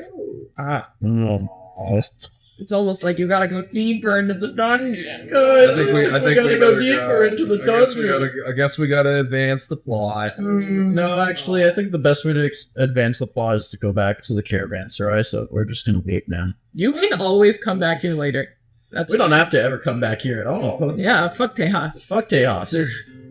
But The money. I think we should. Let's go. Yeah. Okay. Sounds good. Do you need any buffs or anything? What's your HP at? I'm at 22, so I'm doing all right. I need more battery for my phone. It just died. Oh dear. Oh, Okay. Goodness. Goodness gravy. Great goodads. Well, 22 HP is not. That's enough that you could get one tapped by something. So I would. Nice. I'm not gonna let it hit the ground and make a loud clang. I would say use some of your lay of hands, maybe. Okay. I'm gonna pause the recording right here. Okay. Okay, everybody, we are back, and it's time for y'all to continue moving. Would you like to make a stealth check before you continue? Yes, and I would like to say that during that pause, I used the rest of my lay on hands to recover myself back to 32 HP. And for stealth, I got a Ooh, I got a 21. 21 as well. Hey! With disadvantage for you? Yeah, with this advantage. 14 and Nice. 16. What about you, Ragoba? 10. Okay, that, He farted. I rolled a nat 20 and an 8. what is the... Cause that might be... That's yeah, 10, that's good. You're safe. Nice. Not very perceptive. Yeah, they have the perception of 10, so does that mean they see you? I believe so, because I set the DC via the stealth check. But it's against their passive, so wouldn't you be the one? No, they're setting it. Who's setting the DC? If they're doing a passive, I guess it's them setting the DC. That's what I'm saying! But if they were doing an active perception check, I think it would be the inverse. You know what? Because another Knoll came in and alerted them, I will say that they do see you. So here's what you see. You descend down the sloping pathway littered with splintered bones and scorch markings along the wall, as if fires have been burning in here for years. The searing heat grows as you enter a dimly lit chamber. A forge. The room glows a sinister red from the makeshift forge against the far wall, a crude anvil and bellows rigged near a smoldering pit of coals. Charred remains of failed attempts at weapon forges litter the floor. At the forge's heart, a tall iron cage dangles from the ceiling, holding skeletons of past captives. The air is thick with the acrid stench of burning flesh, and the faint ring of metal on metal echoes as two gnolls hammer away at glowing weapons. However, as you come in, the blacksmith turns its head and sniffs the air and goes, "Yous was right! Me smells something! Fleshlings here! Fleshlings steal from the forge! Wolf Shikar is gone!" Roll initiative, please. Yeah, there's a few of those words. Yeah. 8. Fleshling something gone. Yeah, you don't even need to take a picture for this one because it's just two little moons. gnolls. 14. All right, 14 for initiative. 14. What? Okay, Why 14. do I keep matching my numbers with you guys? I don't know, but your dex is definitely higher than mine. Yeah. I got okay dex, but your dex is crazy. Yep. Plus 3. 8. All right. So, if that is the case, then both of the gnolls go last because they got a 4 and a 7. Okay, so we all go first. You all first. There's the injured one. Gordo, you want to take out the injured one? Attack the injured! Go ahead. Attack the injured. Out of context. Run into a hospital. Attack the injured!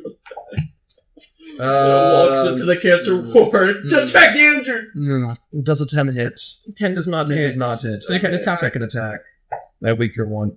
Oh, does an 8 not hit? 8 does not hit. Oh, I just- Iraj, do you want to attack the I injured? would like to attack the injured. Okay. I guess that's karma. Yeah.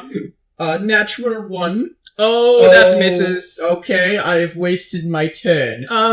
Save us. I would like to firebolt the injured. Okay, that sounds good. It's a natural 1 hit. No. This injured injured gnoll has ultra instinct. They proceed to just kind of look at each other and go, huh? What the fuck? Okay.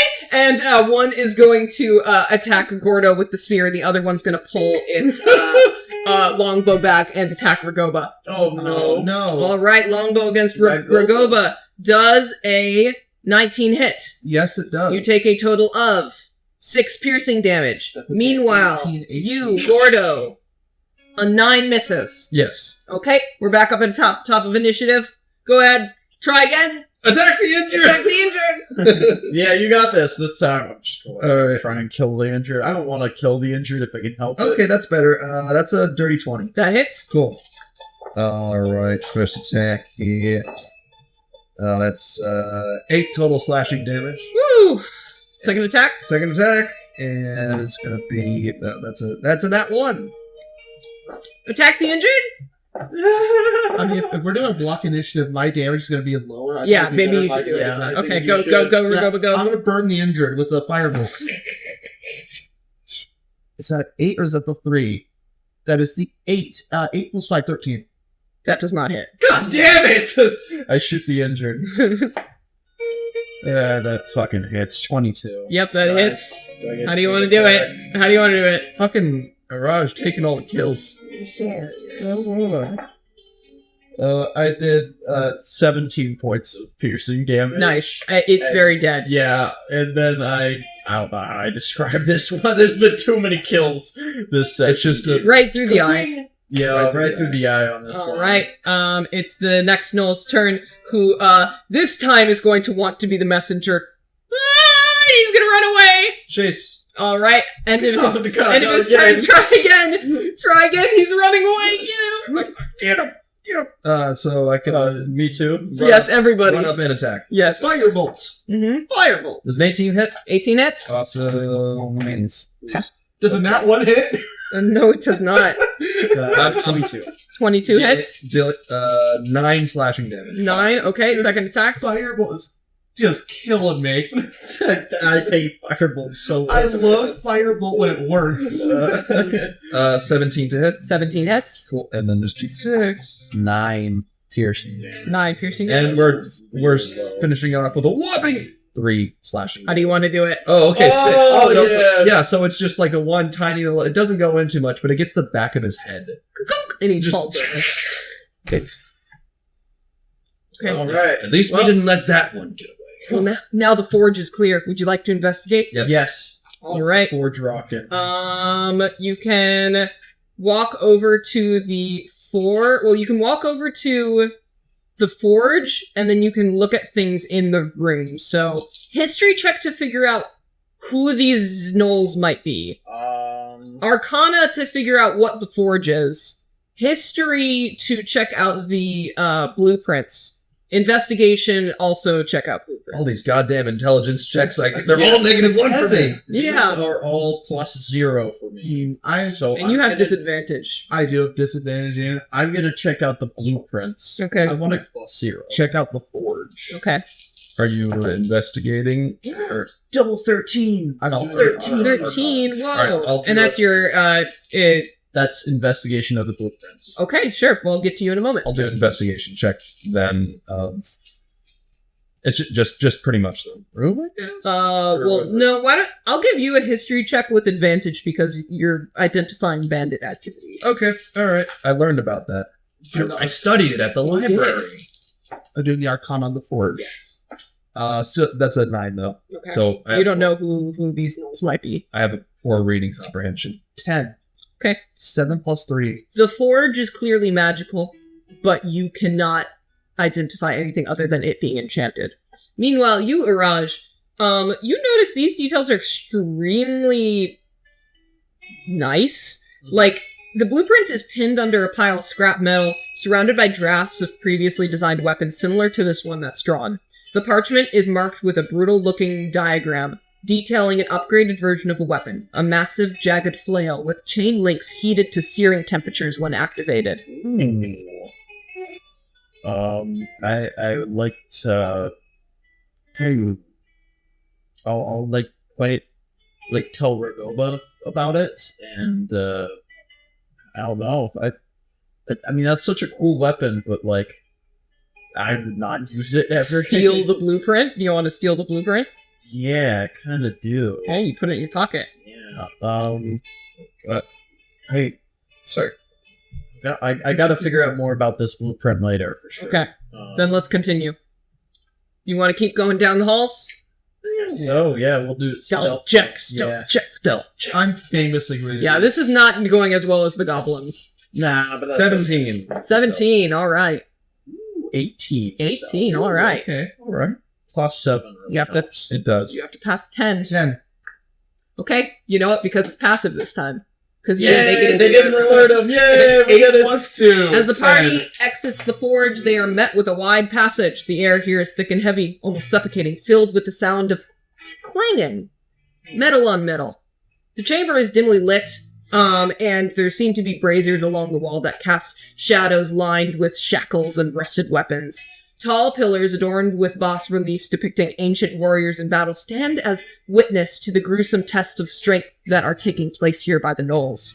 The ground is uneven, littered with remnants of failed challenges, broken weapons, discarded armor, skeletal remains of those who did not survive. In the center of the hall, a gnoll with a warhammer stands overseeing a pair of younger gnolls engaged in a brutal contest, striking each other with makeshift weapons to prove their worth. Each swing to his name! Break bones! You want Iron Fang? You bleed Iron Fang! Feel the burn of fight! Feel the burn of the forge! The overseer's voice booms through the chamber, reverberating off the stone walls, and the younger gnolls grin savagely in encouragement. The sounds of laughter are interspersed with the dull thuds of wooden clubs hitting flesh, accompanied with the crack of bone once one of the combatants lands its solid blow. You want to keep moving, or do you want to... Because you can move past them, or you can try to attack them. Can I just like do general well, I'm more so insight checking, like how eager are these young gnolls Go ahead. for joining things? Are they Insight. Are they here voluntarily? yeah, are they, child soldiers forced into To be fair, you guys do not know that there are gnolls in character. 18 and a 14 plus 4, 18. Okay, I'll say these gnolls appear to be a part of a family to some extent. So this is a paternal figure training children. Oh, and that's what the cracking of skulls is. Gotcha. Well, we have a choice, gamers, because we could just, You could go right past them. and ignore them. Over. Raj's gonna be like, oh, they're pretty evil. They're just gonna go out and beat people up, and if we don't deal with them, they don't see us right now. We could very easily take away their lives. I don't like the phrasing of that, but to be fair, you could tell the training at the young ones. One of them, as you say that, bites the other's shoulder. They're building within their covenants. This covenant says to take care of itself at this rate. It just... I'd rather kill. I suppose I'd rather not kill children. Can't defend himself. It's not. It's no fun. It's plus they remind me of a time past. Except I never had a father figure. You think back to the time. I remember when my brother bit my shoulder like that, but there was no adult looking over us. Children be children. Children be children. You can always argue that you're here for an amulet, not murder. Can we talk to them? You can. Do you want to? Should we? It's up to you. It's up to me. Okay. You're the response. I guess. All right. I'll walk up. Oh, you're just gonna walk up. Yeah. Covered in blood. Excuse me, sir. Excuse me. I would like to inquire about the amulet. They take one sniff and they're like, no blood. Uncle Reggie? Where's Reggie? I'm rethinking how threatening do I want to be? Because I could approach with an intimidation check. I could do an intimidation check. So I'll walk up behind. Okay, so here's what I'll do. So I'll make my presence known with a hey. And the overseer turns over to catch sight of you, and he turns his scarred head away from the younglings. What's our outsiders doing here? Outsiders, as we are here to look for a very certain amulet. We're only here for that, nothing more. We might have to talk to your boss. And as I'm saying this, I'm slowly, with my weapon out, rounding the corner behind the two kids. I know I'm not going to kill them. Okay, intimidation with advantage. He doesn't. I was wondering if you might know anything about that. Fair enough. Damn. Okay, 7 plus 5, 13. With advantage? With advantage, I rolled a 5 and a 7. Oof. With a 13, he'll kind of just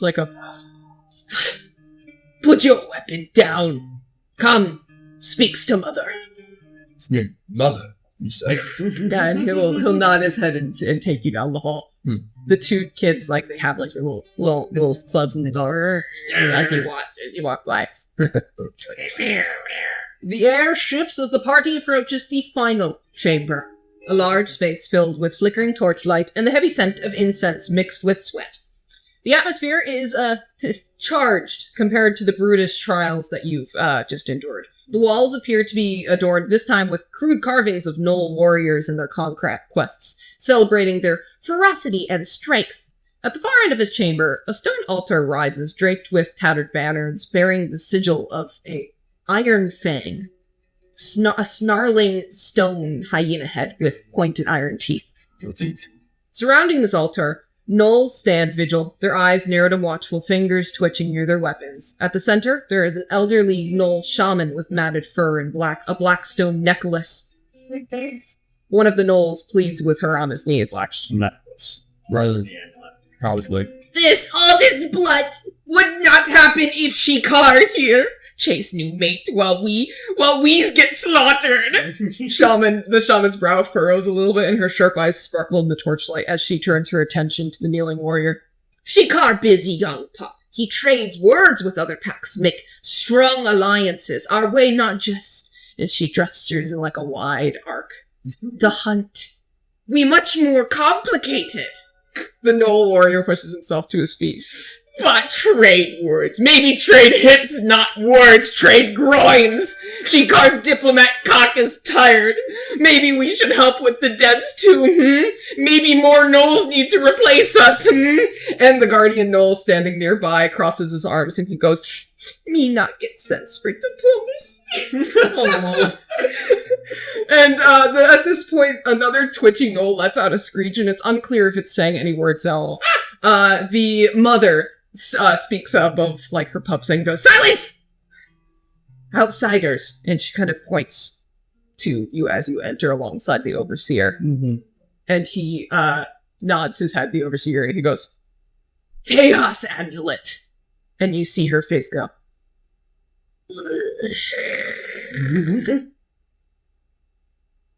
We're here to retrieve it.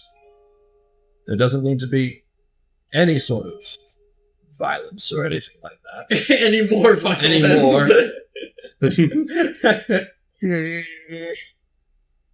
This little gnome amulet, no power, only brings eyes. Could be Baroque, Dushmatha, bitch husband spy. Or more blood hunters from Rukesh. Darjuna, they's watching us! And she, like, rips the necklace off of her, and her ears press back against her head, and she throws it at you. Oh, okay. Oh, how nice. Thank you. No more blood, no blood on floor. She seems mad at you. Agreed. Yeah, I'm gonna go and, like, grab the amulet and like, slip away with it. At this point, I just feel bad. Yeah. Yeah, I'll Do you want to ask any more questions before you leave, or do you just run? What do we want to ask the old lady?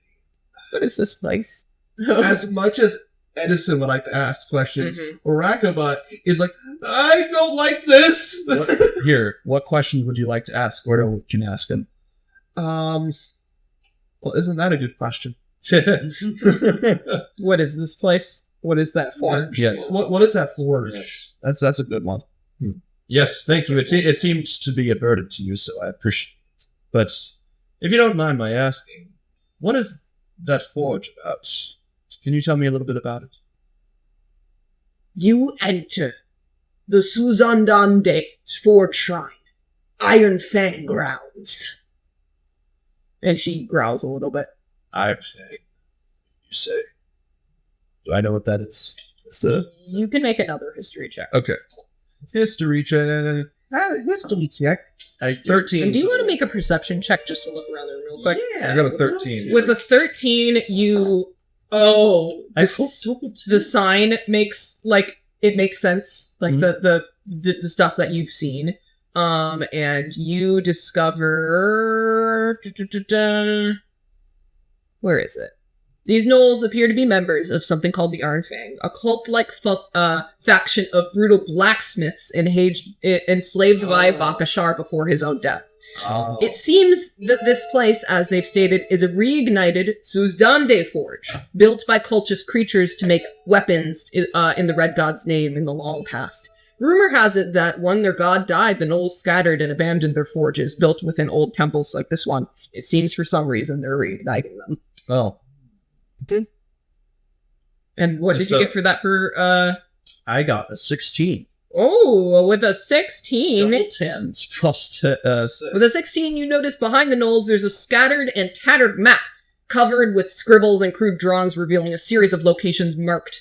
Each location is crossed out, suggesting that they have been searching for something likely connected to that amulet and have found nothing. You want to get that now? Or you want to ask more questions? Yeah, just one question. Knowing all of that, what you just said. Vakashar is deceased. Why do you carry on? Do you continue to forge here, or are you just, I don't know, wasting away? Persuasion. Okay. 10. Our business.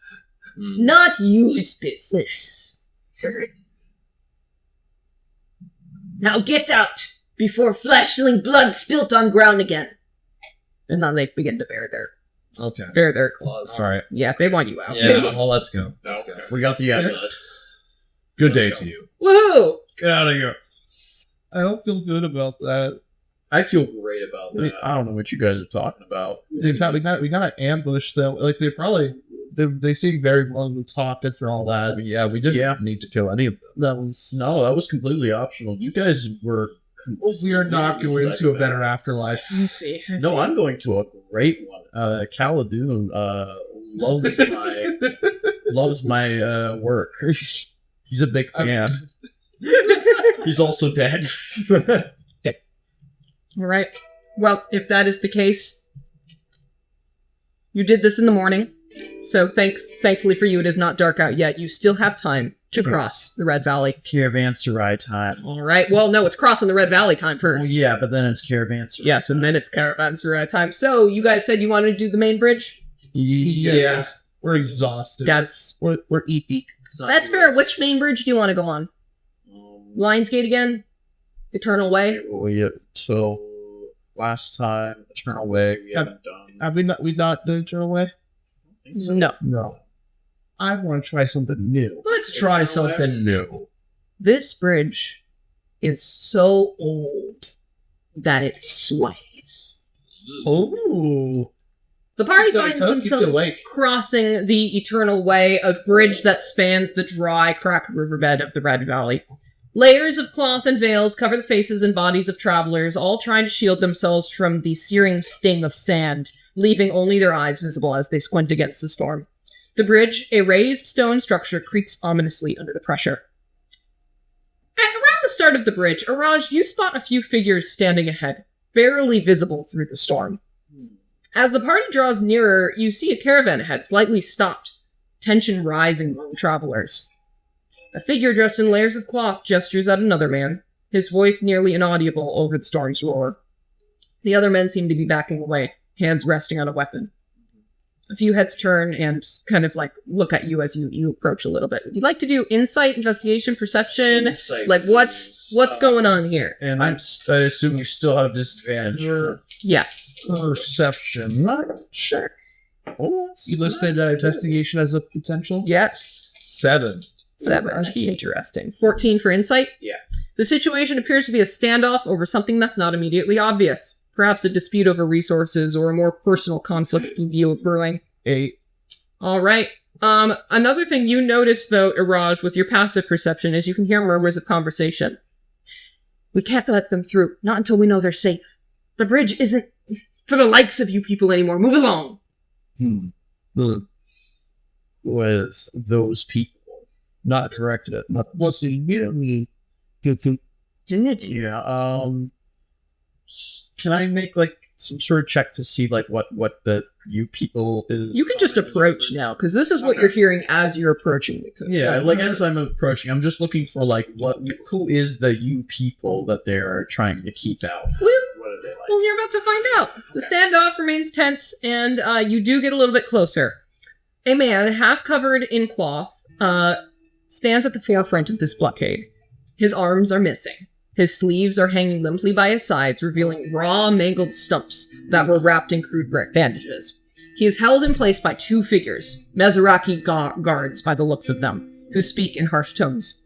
You'll walk to Ishvaram, or we'll make sure you don't make it anywhere. The man's face is strained, and his eyes are filled with frustration and desperation. He stumbles, taking a step back, his gaze flickering nervously over the travelers and the guards, weighing his options. Would you like to do insight check on the man? Medicine check on his wounds? Oh, insight. Yeah. It's nat 1. Nice. Oh, cool. Okay. I would like to do medicine check, but I don't remember my bonus to medicine check. Okay, I can check for you. For insight. Nice. Fantastic. So we trust him. Medicine's +0 for you. Okay, so 15. Okay, with a 15, you actually do notice that these wounds do not appear recent. The bandages around his stumps are old and fraying, revealing deep, scarred flesh beneath. He's been carrying this punishment for a long time, likely having been left to rot in the aftermath of whatever terrible accident took his arms. There's no sign of any attempt at healing or care. The murmurs from the surrounding people grow a little bit louder, and whispers, some people whisper in disdain while others are showing pity for the man. The guard says, "Turn around, exile! Rukesh has no place for what crawls out of Darjuna's ass!" And the man kind of like looks up to him and he goes, "Please, sir, I'm no criminal. I lost my arms in an accident. I'm no thief." He vaguely gestures to his sleeves and then to the path ahead. "Please, I have nothing left. No place. Just let me pass." The guard says, "Not on this bridge. Turn back. No place for you here." The man's like, "Please, I don't want to go back. I'll walk the desert if I must, but I've paid for my sins," he says. Paid sins. Why can this man not cross over? The guards, look over to you and they say, "Do you know what Ishvaram does to thieves?"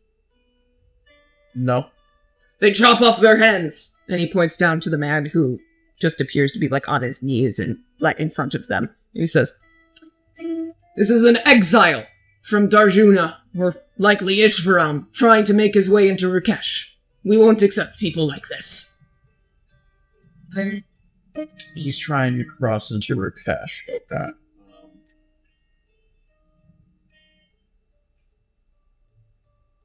Fuck. You can talk to the man if you want. Yeah, I'd like to ask him, what sins have you paid for that you are trying to escape from now? I fought for Ishvaram under the last Raja. I failed in the glass battle. You want to make a history check? All of you on what the glass battle is? The battle? Yeah. Sure. 3. Nice. That one minus one. Nice. I know nothing. 8. Nice. Okay. Exhaustion sucks. None of you are exactly sure, but you feel your people's guilt wash over you, Ragoba, as you notice this. All you know is that it was a defeat. Gotcha. The words weigh heavily on the man. He's been carrying this burden for decades. The crowd falls silent and their murmurs kind of ebb away as he continues to speak. "It was a sandstorm. The worst I'd ever seen. We thought it would be to our advantage, perfect cover for our surprise attack against his rocky convoys. But we were wrong, so wrong. We thought we were clever. But Mesrak, they had pyromancers from Tarkashan. They used the storm against us. They used fire magic, fire so intense it transformed the sand into glass." Jeez. Pretty hot. He pauses, and he tries to control his trembling arms. "I remember the heat, the blinding light as the sand melted, trapping us in a glassy tomb, our bodies burned. That's how I lost my arms, the glass, it seared through my flesh. I couldn't escape, my allies fell around me. I thought I'd die there. They left me behind. Ishvaram blamed us. They said we failed. I was one of the few who survived, so I was made to bear the punishment for all the men who fell. I was punished for surviving, for letting it happen. I didn't betray anyone, but I am in exile." Can I insight that? Yes. Okay. I'd also like to insight that. I'd also like to insight that with my shitty insight. With our combined 10. insights, Wow. we should be able to see through this, right? That's nat one. I love exhaustion. I'm not even exhausted. I'm just rolling bad. I rolled a 12 on the other one, which would have been a 16. I don't think I have a plus anything to my insight. I rolled 9. You rolled better than me. The guards look to the man and they say, "We don't accept Ishvaram's exiles in Rakesh. Walk!" And because there's nothing the rest of you can do, he turns around. Yeah. We missed out on something there. No, we just didn't get a good roll for it. Before the old man, the exile leaves, I'd like to sneak up next to him and say, "I'm sorry that I cannot find any reason here to cross over. Even if you were to come to our lands, unfortunately, I don't know what you would be able to do, and I'll hand over 5 gold pieces and I'll sack, and I'll put that in like his pocket or something, because I haven't done that part. Oh, but I'll feel like it's the most secondary. He will nod and say, well, at least there's some Mizraki left with hearts. And he'll walk away. Ouch. Well, Anyway, We'll continue over the bridge. all right. If that is the case, we are going to pause here, and then we are going to start the Caravanserai. I will guess that it will take no longer than an hour. okay. Also, see. What did we want to do for dinner? Well, I should pause, and then we'll find that out. Gotcha. Yeah. Sure. Okay, everybody. We are back, and it is time. It is finally time for the Caravanserai. I am excited. Okay, I know we just got done with the break. Can we take a double? you need to piss? No. Yeah. No, that was fucking. You need to shit? No. I need a piss. I mean, I already shot right You need here. to but both? in my mouth. Oh, fuck, dude. Anyway, the Caravanserai sits only a mile away from the edges of the Red Valley and is a sprawling, dimly lit outpost that teeters on the edge of law and chaos. Once a sanctuary for weary travelers, it now attracts a rougher crowd. Mercenaries, bandits, opportunists feeding off the instability of the Red Valley. The air inside is thick with the stench of sweat, blood, dirt, mingling with the restless murmur of voices drowned out by the howling winds outside. Beyond the walls, the worsening sandstorm lashes against rows of animal stalls, horses, camels, and pack beasts huddle nervously, their handlers struggling against the sting of sand carried by the ferocious gusts. The courtyard, usually bustling with merchants and dealmakers, is now eerily quiet, save for a few cloaked figures hurrying to finish their business before the storm overtakes them. At the far end, a bar stands in defiance against the encroaching storm, where an orcish barkeep leans over the counter, his eyes glazed over with boredom. He hardly reacts to the muffled arguments around him, only stirring when the jingle of coins snaps his attention away from the pounding wind outside. Sleeping quarters line the building's edges, offering shelter that ranges from straw mats for common folks to slightly more private chambers for those who can afford such comfort. The upper levels are draped in tattered awnings, flapping wildly in the storm's growing fury. And they're very luxurious, but I don't think any of you have been there before. The only person who's been to the Caravanserai is Gordo, and you've likely not seen the upper levels. No. In the far corner, there is a bathhouse as well, which remains one of the few places of peace within the Caravanserai. Its steaming waters offer a temporary escape from the storm outside. Nerds. Could you all make a perception check for Yes. this? Yes. 13. You know, I said that it was a peaceful place, but you see a blood stain smearing on the stones leading into the bathhouse. It's very old, but it's mostly washed away by now. 11, you don't see it. You don't see it either.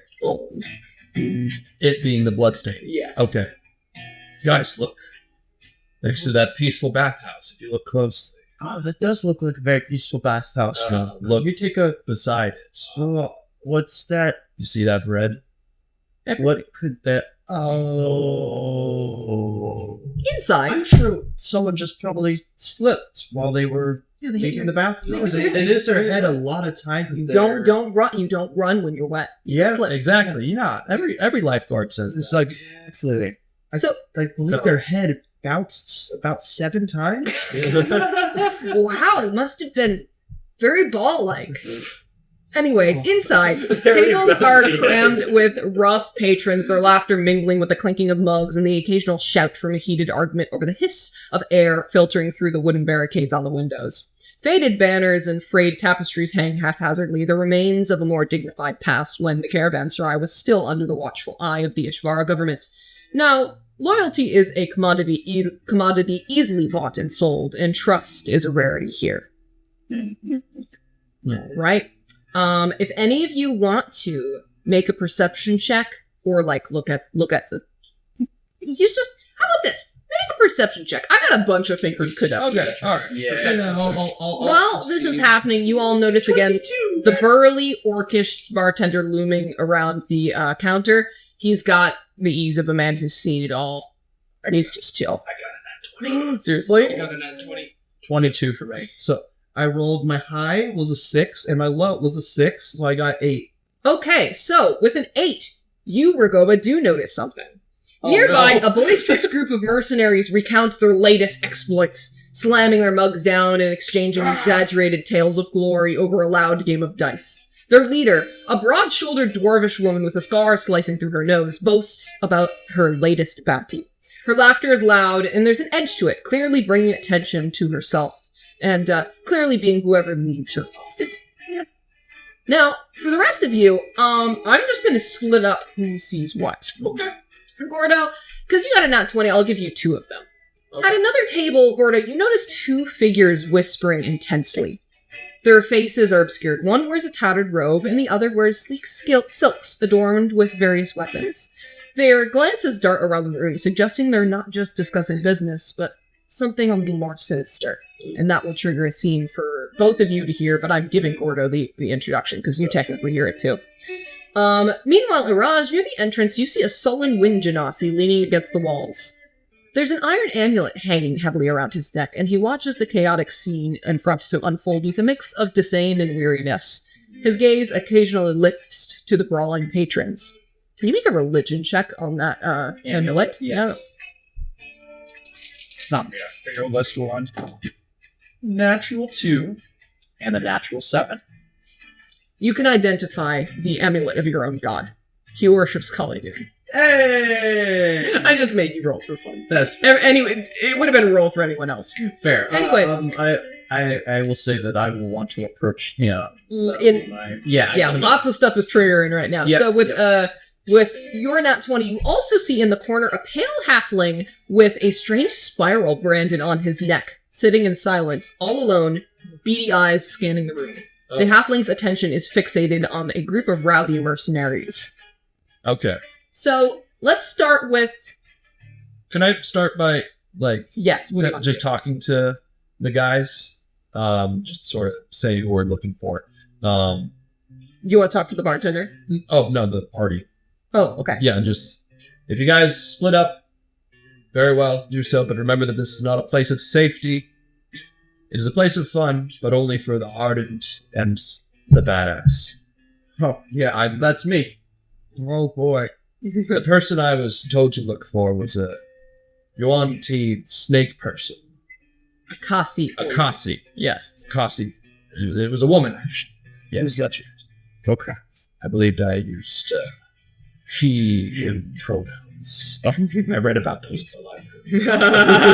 Of course, yes. That was my mistake. Keep Anyway, an eye out for Her. Yes. And I'll let you know if I can find out anything. If anyone gets into any trouble, probably just let us know. Yes. Call out. Maybe send a signal. Something like that. Yes. now would be the time for me to separate you among the scenes that you've seen. So we're going to start with Iraj, you walking over to the worshiper of Khalidu. Then we'll see what you are over here at, sitting at the bar. And then we'll go to the rowdy people that you saw. Oh boy. I'm scared. So, you approach this figure, and he kind of gives you a weird look as you do. Mm-hmm. I'll say I want to approach stealthily. As in, like, I want to, show up next to him, if possible. Stealth check. Passive stealth. Or active stealth. Yeah, you're actively attempting to stealth. Go ahead. 16 and 17 plus 7. 23. He jumps as you, appear next to him. He's like, oh, what do you want? I just noticed that you have quite the disdainful expression. Unkind. I hold up my my other amulet that I'd gotten from Khalidu. He will slowly nod his head. He goes, oh, I see. You are more friendly than most of the faces in here. I'd sure hope so. I'm not here by choice. And what brings you here, then? Business, unfortunately. I'm also here. Business. So, I'm just looking for advice. Trying to find a Yuan-Ti. And he kind of he snorts through his nose and was like, Oh, you'll find her. Was that all? I mean, what's her name? Arvand. Yours? Irash. It's nice to meet you. And he'll nod and smile and then go sulk in another corner. Okay. Insight check, though. I want to Yep. see if that's a genuine nice to meet you. 9. He's got no ill will against you. Ah, fair enough. All So, here's what you hear. The figure in silks speaks, their voice smooth and low, and you see golden reptilian eyes flickering from beneath the hood. Oh. A thin forked tongue flickers briefly between her lips before she speaks. The caravan leaves at 2 suns dawn. You'll strike at the 3rd pass on the map, where the cliffs narrow. The merchant will have no choice but to stop. No guards worth a damn. The figure in tattered robes fidgets and glances around nervously. You said we didn't have to deal with the girl. The woman in silk smiles, a cold serpentine grin, that's barely visible under the hood she has over her face. Her hand toys with the edge of a concealed blade. I'll take her. Relax. All you have to make sure is the job is clean. No witnesses, no mess. The girl will fetch us a nice ransom. You do a perception check really quick. Yes, absolutely. Just sort of. Okay. 11 total. 11 total. You don't see anything. Yeah. But you just hear the man say, she wasn't a part of the deal. The Yuan-Ti, also known as a Kasi, brushes a speck of dust from her sleeve, revealing a tattoo that curls around her wrist. She lowers her voice, but her tone grows a little bit more commanding. You're hired to do a job. Don't think for a second you're in charge here. Get it done, and I'll pay your other half. The man swallows hard, and his eyes dart nervously towards the exits. And if things go south, someone comes looking. She chuckles softly. Then you disappear, and so do they. You know the cost. Can you make another perception check, both of you, as this figure exits? 15 this time. All right. 15 as well. Hey! As she turns her head, her hood shifts slightly, revealing an unmistakable serpent tattoo coiling around her neck. The snake woman throws a pouch at the tattered man and turns away from him before leaving without another word. The man's lips press. He pockets the pouch and walks towards the bar.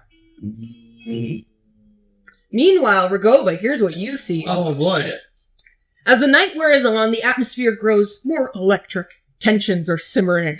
A drunken mercenary hoots and hollers, standing on a table and challenging anybody to a drinking contest, while another group argues loudly over a game of dice. Their voice rises in anger. A dwarvish woman, who you've now at this point picked up's name is Zarmina, stands up from the table, her hands on her hips and her dark hair spilling over her shoulders through thick braids. She glares at a nearby Nohai, a towering figure with wolf-like features, who has just finished a drink. Look at you, you cunning mutt! You've been cheating all game! Think I haven't noticed? Nohai's eyes, sharpen, and he goes, I suggest you watch your tongue, dwarf. The dwarf steps closer, and her fists are clenched at her sides. I know better to think than to know I abandoned by their pack has anything better to do than steal and lie through their jackal smile. You're a coward in fur, thinking you could imitate decent folk. The Nohai holds his ground, and his jaw tightens a little bit. At this point, you all have noticed this. I will not allow such a stranger to question my honor. Do not force bloodshed from me during a storm such as this. The dwarf steps closer, her breath hot with fury. The surrounding patrons sense the tension and slowly begin to chant her name. Zarmina! Zarmina! Zarmina! The lantern light catches on a polished hilt of a blade strapped to her side, but her hands remained fully clenched. Superstitious cunt! You've been begging for a beating all night! And at this point, more mercenaries have gotten the attention. Her posse begins to stare. And you all wish to try to ease the tension? I'm not the one to ease tension, but I am now looking around nervously and readying myself for any conflict. Well, if any conflict does arise, does it have to involve You can. The wonderful thing about the social encounters I have is that if you guys don't involve yourself, there's an automatic conclusion. Oh, okay. So if you do nothing, that's fine. Just on one hand, You can just watch the man get beat up. on one hand, like, I feel like I should do something. On the other hand, this is the salty spittoon, and I'm a new person here. Yeah. Okay. Gordo. If I was another level or two, I might have done something funky. All right. I get too the level vibe. I 4. guess we're continuing the scene. I'm 2 level 4 for this. The no-high's sharp Yeah. eyes flick over to the crowd before resting back on the dwarf. His lips curl slightly, revealing sharp canines. Careful, dwarf. If you insist on fight, you will find I'm no coward. At this point, a fight is inevitable. That's a completely different guy. That's racist. How dare you? Sorry. I was trying to, He- have some sort of dialogue. But, no, hi. Do you know hi? This is not a time for puns. That's perfect. Zarmina's lips curl in a snarl at the no-high. She takes another step forward, her fist tightening, knuckles white. No one tells me what to do. Least of all, some flea-bitten mongrel and some fancy donkeys from the city. And she kind of points over to the few people who seem to be on his side. They just step back. Without warning, she swings a fist towards the jackal man's jaw. The hit lands with a dull thud, causing a collective gasp to rise from the nearby tables. People are taking bets now. The no-high barely flinches, though his sharp eyes flash with irritation. I gave you warning. Before anyone can react, the no-high shoves Zarmina back, sending her stumbling into a nearby chair. Her posse erupts into motion, one dwarf drawing a crude iron-hilted knife, while the human cracks his knuckles with a grin. Zarmina rushes forward again, wiping a streak of blood from her lip, and with a growl, she signals her companions to surround him. Zarmina's punch lands as the crowd roars in excitement, and the no-high stumbles back, but quickly regains his footing. He growls, but the fists of Zarmina's posse lunges. He sidesteps, delivering a knee to one of the dwarf's guts. Another attacker swings wildly, but he dodges and counters with a slash, forcing them back. But it's too many. More of Zarmina's crew rushes in, overwhelming the no-high with sheer numbers. One jab of a knife to his side. The no-high fights fiercely, but the hard blow to the back of his head brings him to his knees, barely conscious, blood dripping from his muzzle. Zarmina stands over him, breath heavy, and a smirk on her lips. Let's see if fate has it out for you today, dog. She pulls out a dark coin and stares down at the dying animal. Heads or tails? Can you all please make a religion check? Tails!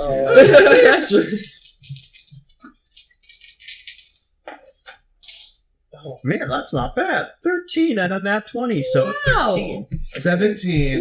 Wow! Okay, that's way better. 14 plus 3. I got a nat Look. 1. The other one was a nat 20. Hey. We got more than one nat 20. Good. Right, and And I rolled a nat 1. did that one. Very nice. Yeah. Perfectly balanced. You're familiar with what this is, Gordo. I'll say knowing your character, but you do not know any details. Yeah. This is the coin flip of the Red Bandits. A deadly game to decide if their victim lives or dies. Well, let's see if he lives or dies. The no-high slowly looks up at her and doesn't utter a word. She says, You don't want to play? Fine! You die on heads! Can someone flip a coin for me? Yeah, I've got a coin. Oh, you got a coin? Yeah, I've got a $50 right here. Oh, Perfect. Perfect. All right. Do you want the coin? Nope, someone else can flip the coin. All right. His fate's in your hand. All right. He dies on heads. He's dead. Okay. With heads having been flipped, the coin lands on the ground. Heads. The no-high barely gets to focus on the results before the very coin that lay beside him is splattered in his own blood. Having taken out her great axe, Zarmina has chopped off his head and it tumbles to the floor. Heads it is then, she says. Oh. I guess it is a time for puns. It is the time for fun. She glances at the bloody no-high on the ground before letting out an audible huff, her chest rising and falling with anger. She turns sharply on her heel and stomps forward and towards the far end of the Caravanserai. Her braided hair swings behind her like a whip, and her posse, two gruff-looking dwarves and a stocky human, fall in line behind her, laughing in low voices. The barkeep huffs angrily to himself. God damn it, another murder. Good out. Wait, no. The crowd watches her leave, laughing and chatting about the first blood of the night. As her group reaches the last door and she goes into the private quarters, they disappear into the shadowed hallway and their footsteps fading. Can you all do a perception check real quick? Yeah. First blood of the night. Not natural 20. Whoa! I can say clearly now that what is gone. 8. Gordo, that figure Raj was speaking to earlier, follows her down the hall. Oh. One of her henchmen. Oh, sorry, I missed You said, oh, yeah. It looks like one of the people that you were speaking to earlier seemed to follow her. the Caledon man? Yes. He said his name was Arvand. His name is Arban. What, did you learn Anything from him? Only that he was here on a job. That he wasn't pleased to be here. Probably protecting her. Well, I don't know who she is, but I don't think I want to know. Ask her. Thanks. She seems pretty important. All I've put together here is that it's some wretched hive of scum and villainy. Ha. That's the joke! Yeah, that's the joke. Well, regardless, now is the time for you all to either get some drinks, head to the stables, check out the sleeping quarters, or check out the bathhouse. Did the Kasi already left? She walked out before this occurred. And I got distracted by the damn... You did! You got distracted by the drama! Fuck!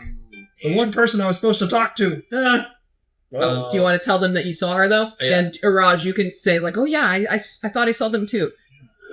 Was that who we were looking for? Yes. She was giving money to somebody for work. Seems like she's got a investigation ring of her own, as it were. Investigating what? Various things. Well, I didn't catch all of it, but it seemed like she was giving very specific directions for pursuing a certain female person. I couldn't tell more. I didn't get the chance to talk to her before she left. I was distracted by that whole mess. Well, did you see where she went? Out. Well, you can probably still catch her. Hurry. Should we all talk to her, or should just one person? I'll talk to her. I'll stay back. Just keep an eye on that. I'll meet you guys in the bathhouse. Sure. I'll try to survive here in the meantime. Get a drink. You'll be fine. You're tough. Keep your ears to the ground. All right. If that is the case, where are you going to look? Well, she walked out like the front of the bar. Right? She walked into the rest of the Caravanserai. It's like the bar, and then there's the rest of it. The introduction was just me saying what there is. Gotcha. Bathhouse, sleeping quarters, stables, and bar. I'll check the. I guess I'll. No. Is it a co-ed bathhouse? It is a co-ed bathhouse. Oh goodness, is Gordo above that? He won't check it first. You think these bandits are nudists? I mean, they could be. Yeah. They sure could be. You don't know what's happening in their bathhouse. I don't know what's going on. What happens to the bathhouse stays? Trading diplomatic groins, apparently. Oh. Okay, all right. Funky. It was so fun to have the Knolls describe that. Yeah. I guess I'll go to the. I'll check the stables first. Okay. Because sleeping quarters, I don't want to just be barging in on folks.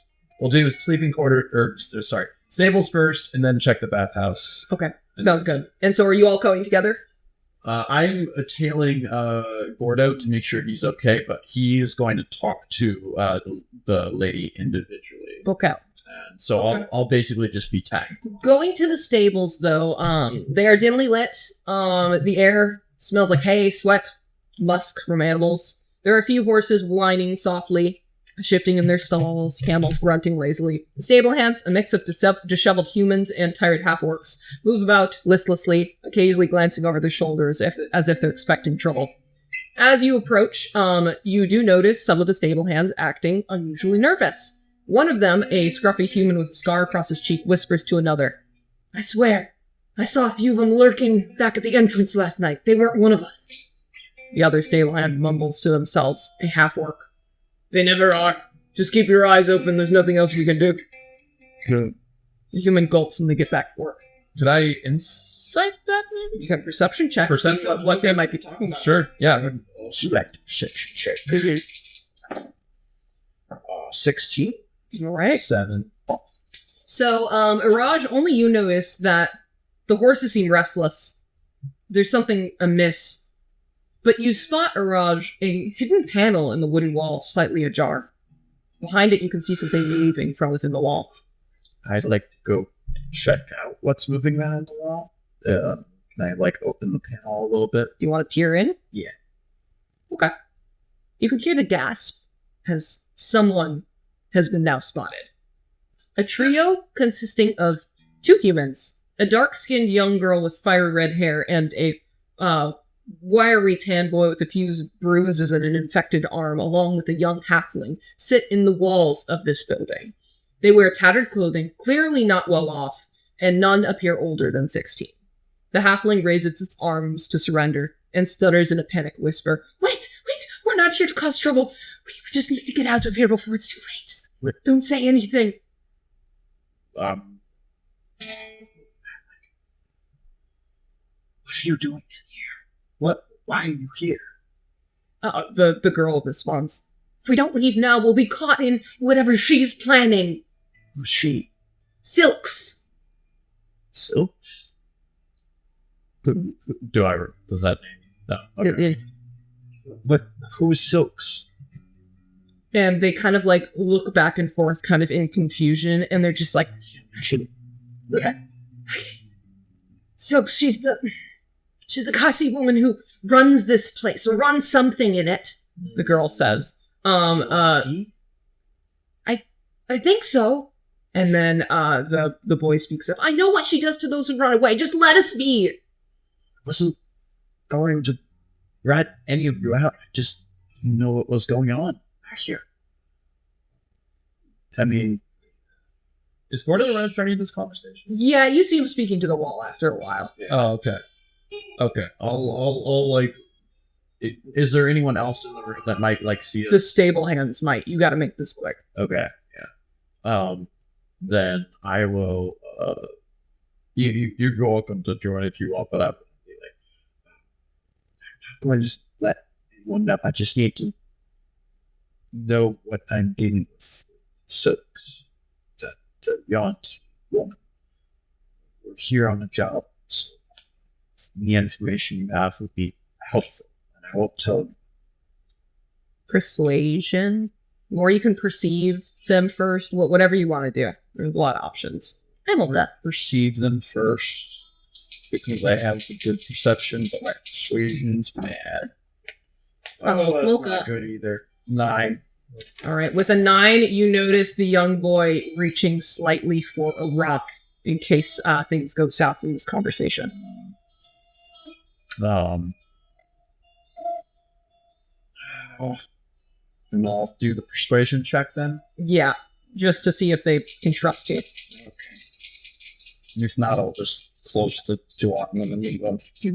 Not I'll rock you. God, I hate exhaustion so fucking much. 3. No, actually, it's a -1. 2. You're gonna get rocked. The girl seems to almost reach out for your help, but the boy with the infected arm puts his hand across them both and say, We can't trust you. We're smarter than that. Just close it and let us be. All right. I'll close the thing as quietly as I can. Say, hope you make your way. You hear their steps as they continue moving along inside the walls. All right. Well, I'll give you a look and just be like, and then like, I mean, are we waiting on something in the stables, or are we just investigating? Yeah, that is what you found in the Yep. stables. Yep. We didn't find this silks. Then as soon as we get out of earshot of the stable, Well, tell you there's children seem to want to run away from silks. Children, yes, silks is apparently the same. What was the word? See, Kasi. Kasi. Kasi. Yuan-Ti woman. She is the one. But they're running away from her. Why?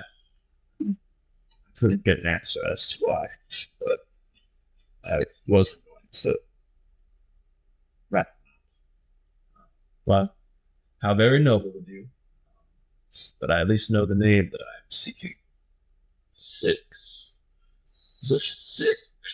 Is it bathhouse time? Yep, it's bathhouse time. All right, sounds good. Ragova, are you showing up for this too? I believe so. You want to be a clean boy. Yeah, I want to be clean. We still have the blood. We still have to Step smell up. corpses, burning corpses. Yeah, you want to get that off you. You guys smell like shit. We smell like a morgue. You smell like corpses. Steam and the scent of fragrance waft over the party as you step into the bathhouse, a well-kept establishment catering to weary travelers seeking relaxation. Marble tiles glisten under the dim light of hanging lanterns, and the soft sound of water splashing fills the air, punctuated by the low hum of quiet conversations and distant laughter of patrons enjoying their leisure here. The bathing area is expansive, divided into several sections, each offering varying levels of steam and water. Pools in the center of the room are filled with water and invite guests to unwind, while attendants move gracefully about. Perception check? Yes. You fucking that one. Wow! All woes you. 15. Thank you. 10. Okay, both Ragova and Iraj can see at the far end of the room. A Yuan-Ti woman reclines on a stone divan, draped in fabrics that cling to her. Her hair cascades down her back like silk, and her forked tongue occasionally flickers as she sips a red liquid from a small golden cup. The hilt of the weapon she has on her side peeks out from beneath her robes. Silks. What? Where? Up? What? I can't see anything from this steam. I'm not going to point so she like the daughter to see me. No, That's where I'm looking. She Don't- already don't sees worry. you. don't worry. I see her. Well, she can't read our lips, thankfully. She doesn't understand what we're saying. She smiles. She waits. She waves. Yeah, I think she might be expecting us. We should go and talk to her. Yes. You got the lead? Mhm. I'm going to go get clean. I'm going to go dive in the pool. Go relax. Start stripping. Go relax. All right, so you two are going to be relaxing, overhearing his Yeah. conversation, My probably. ears are perked up and listening. Okay, if that is the case, could you both make active perception checks just to see how much you hear? Yeah, I'm famously good at these. 8. Okay. Okay. 10. You hear not as much as you want, but anything Gordo wants you to hear, you can hear. Got it. As she notices you approach, her demeanor shifts slightly and her smile becomes more welcoming. Despite her inviting presence, you still see weapons attached at her hip. New faces among my clientele. Tell me what brings you to my sanctuary. Surely you seek more than just a dip in the water. Indeed, I do. You're the one they call. Are you the one they call Silks? Indeed I am. Allow me. I have some things to discuss. Of course. So I'll get in and say, I hear. I've been told that you have ways of digging up what one needs. Finding things. Maybe people. Or anything. Perhaps I can offer you much if you're willing to pay the price. Information, for instance, comes at a cost, but I find the company of those who intrigue me particularly rewarding. I'm the source of all types of knowledge, unaffiliated with God, country, man, mercenary, or bandit. Whatever you wish to know that the world will not tell you, I can. Then she leans in. Well met. So, okay, out of character. Mhm. I'm asking her about the location of the So vault or he- the bellies. She knows about a lot of things. Yes. She can answer essentially any question you have about what's going on Mhm. at a cost. Okay, yes. Okay. So, I could ask her literally anything. yes, you can ask her literally anything. Okay. Right. Okay. You've just been told that this source is going to be helpful for you. All right. Cool. You see, I come here with a. There's a certain man I'm looking for. One that, shall we say, shares my tabaxi complexion. My brother. His name is maybe not known by everyone, but it is known in Red Valley. Elias Sylvestris. Hell yes, hell yes. Oh, I've heard many stories from people who pass through here, but I have a hard time telling what's myth and what isn't. Perhaps a few Daric will jog my memory. A few Doric. Well, gold. Okay. Or you can try and persuade. Yeah, if you're fun, you get a discount. That's what she said. Okay, cool. Look at this cat. Aw. She's cuddled up as close as she can get. I've been watching her slowly make her way closer to your lap. It's so sweet. It's the best. Oh, yes, I'm sure, of course. Cash for information. Very well. Name your price and tell me everything that you know about his current whereabouts. 5 gold. Easy. Okay. Easiest 5 gold I've ever spent. The second you pass it over, she pockets it, she smiles and goes, Rumor has it that a Sandy Tabaxi recently joined the Serpents and is climbing the ranks like it was his birthright. I've seen him pass by here, actually. Not too long ago. Though wait won't take long before his head will be worth enough money to lock him in the valley forever. A few days ago was the last time I saw him, and he was on his way back to the Mezaraki side of the valley on some divine mission along some other red bandits with shadowed faces. He was here at the Caravanserai.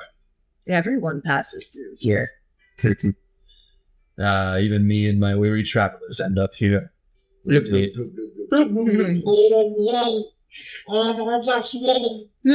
He's drowning.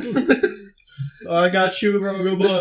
Here, I'll tell you. Let me do the Heimlich. Quick question though, Rogoma, you've likely taken off your head wrapping. Do you have like luscious, like beautiful hair under it? Oh, absolutely. Like- Yes. Like Finn Like- taking off his hat in winter time. Yes, like super straight, silky, like long black hair. Exactly. He's beautiful. Okay. Anyways, Anyway. back to Gordon. Anyways.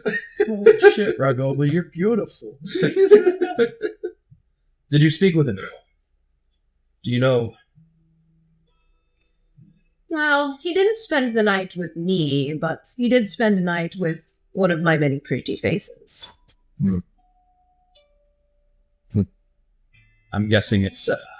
I'm sure one does not kiss and tell. You're like, no one does not kiss and tell, right? Right? And then she will shake her head. Not even for A Scooby snack? not even for a couple more gold. I doubt, and from what it seems, he did not tell enough to like that knowledge any use to. Shame.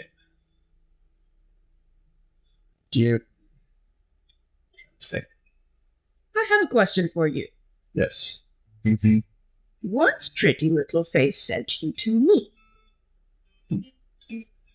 It was a face that knew me better than I knew it, but he took on many faces. A It was a change, I guess. changeling. Don't want to mince words here. And yes. this changeling sent you to me. He said exactly as I told you, that a Kasi woman exists here that is very good at digging things up. The changeling's name is Delusion. Emotion. Do you know that they had names? It didn't much matter to me. All I knew was that he took on the face of my own brother. So clearly he must know. Clearly he must know about his whereabouts, but I don't trust him. He did. I saw your brother alongside of him, as a matter of fact. What? I know neither well. In all honesty, first I saw you arrived, I thought you were coming back for seconds. She leans back. But I'm above such distractions. I am a man of God. I'm a man virtuous and just. Anyway. So virtuous. Good boy. Good boy. No, nonsense. Was anybody else with him? Or were they just a duo? Like I said, some other shadowed faces. Perhaps other changeling. Who knows? And you said that he's rising the ranks. He could have potentially had control. Perhaps. Knowing my older brother, he does enjoy having that control. Oh, he does. I mean, She said. oh, The worst thing she could say. yeah, the worst thing Gordo could hear. Please stop. You're making me uncomfy. That changeling, though, remind me his name. Temujin. He sought one of these vaults of the dead, which I'm sure you're knowledgeable of. A vault of the damned, you say? Yes. And what does this vault look like? It's a small metal contraption with symbology and numbers not numbers but letters, many letters. Could I, since I'm listening in on this conversation, even I was the one who kind of fidgeted with it the most and experimented with the vault, could I type up and describe it for you? It depends. If you want to reveal yourself as listening in. I would be like, oh, Jesus. Oh, okay. I didn't know. I thought we were. Well, it's like you heard as much. You were eavesdropping, but only as much as Gordo wants as you to much hear. as what Gordo, unless he's trying to describe it. It's just a brass puzzle box. It's a brass puzzle box, something maybe locked inside, and in my experience, very vengeful people able things like that. Interesting. She holds out her hand again. Will that be 5 again? No, let's not. Let's not get cheeky. She gestures for more. 7. Deal. She'll take the 7 gold. Okay. I've heard recently that the Onyx men got a hold of a strange puzzle box that some elite men are up in arms about. I won't lie to you, I don't know much, nor do I really care about those old things, but I have heard whispers that a woman named Nyoka is on the hunt for something like you describe. But if you ask me, she's chasing a mirage. She's digging herself a well straight into Irkala. So she's looking for the vault as well. How much do you know about this? Yeah. Hand. Just gotta crawl out of the bath each time. Here's another 5. That's nice. Fair enough. I've never seen her myself, but I've heard every story. They're all over the place. Some say that she's a benevolent guardian of exiles, and others claim that she's a warrior spirit tall as 3 men, a sword in every hand and the strength to cleave even steel. But most claim she's a monster who leaves a trail of blood in her wake. She chuckles, and the water in her bathtub boils a little bit. But no one ever seems to get the details right, do they? It's almost if she prefers it that way. But you didn't come to me for fairy tales, did you? I can tell you what I know. Do you want to know? I believe my gold set that plenty. Nyoka has a temper like the summer storm, fast, furious, fatal. One man swore she cut down half a dozen fighters in the blink of an eye, leaving nothing but bodies split clean in two, heads missing, necks broken. Some say she isn't even a woman, but a demon straight from Irkala, here to come take the Red God's empty throne for herself. I've heard men pray to her. I've heard she's a bitch. I've heard she's a whore. How much of any of that is true? Hard to say.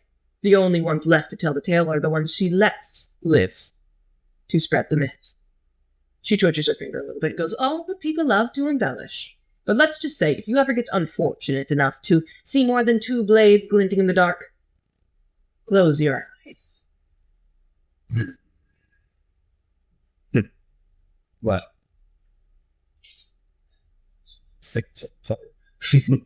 I have two blades of my own. If it ever came to that, ready or not, she'd have to put up with it. Mm-hmm. Yeah, okay. The only other question laying on my mind is her affiliation. Perhaps with other bandit groups. Those that...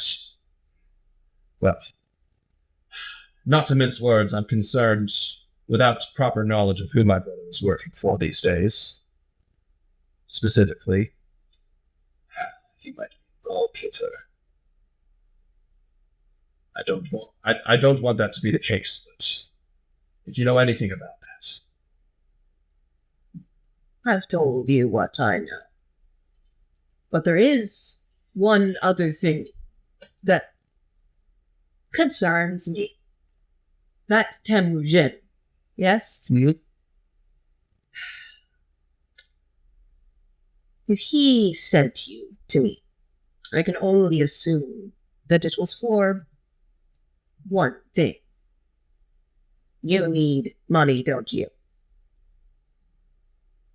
I mean, I thought I was doing all right, but... Oh, honey, fortune's a fickle mistress, but I'm much more reliable. I must say, I did see you giving some sort of job to somebody else. I didn't hear any details, it doesn't matter to me, but you seem to have some sort of pitch for me. Of course. Now, I don't know exactly what you need to do in regards to finding this vault, but that Temujin knows of my deals. Tell me a little bit more. Where is this vault you are looking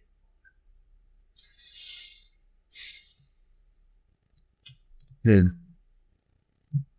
Well, I'm afraid that information will cost you money. No, just kidding. No, I'm not gonna do that. No, Now you're going to have to give me my money back. Yes. No, just kidding. It's in the possession of somebody that I know. And you need money to get it back.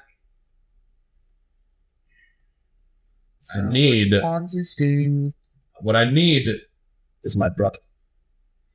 I want to reconnect with him, and I want to see him and make sure he's doing okay. He's not falling too far from the path of good.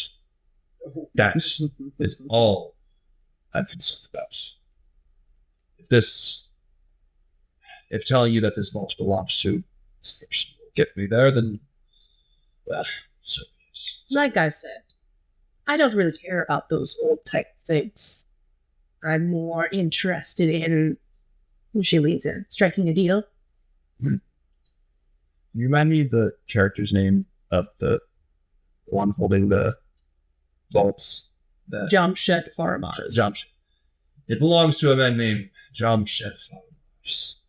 Well, then makes sense that the Onyx men were the ones to find it. Those are his poachers. Oh. I see. Well, that does connect some dots, I suppose.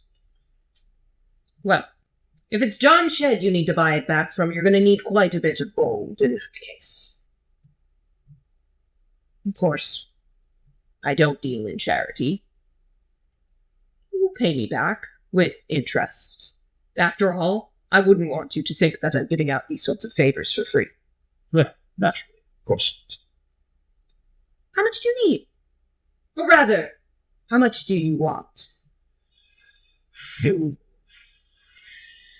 Her fingers kind of like are drumming at the edge of the pool at this time. Good. So realistically, out of character, Yes. I need money to purchase the vault. The vault is at the vault is at the auction. Right. You need money okay. to buy the That's vault right. at the Okay. auction. That's right. Forgot about the auction. Mm-hmm. Okay. I assume they told you. Yes. Yeah. Because I don't think you guys actually did, but in order for this conversation to continue, you have to. Yeah. So we'll just say that. Yeah. Oh. Well, I guess I'm not a man of great wealth. If I could even boost my gold just by another 100, that would give me a more of a fighting chance than more of a fighting chance than the average person. But state what you would need for 100 gold. I can see if I'm able to work for more. If you know. She kind of looks at her nails and goes, My, you are a small folk, aren't you? You think 100 gold is a big deal? A little bit. I grew up in squat. No, Little shimmy coming. no, And I she didn't goes- know, but now I do. And she goes, Say this. This vault will likely go for a lot of money at Jamshed's auction, you said. Mhm. Well, if it's other high-class persons at this auction, I can only assume that it would at least go for a few thousand.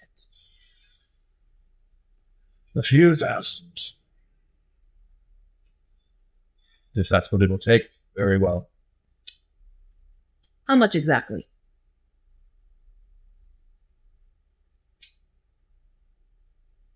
What would you need me to do for 5,000?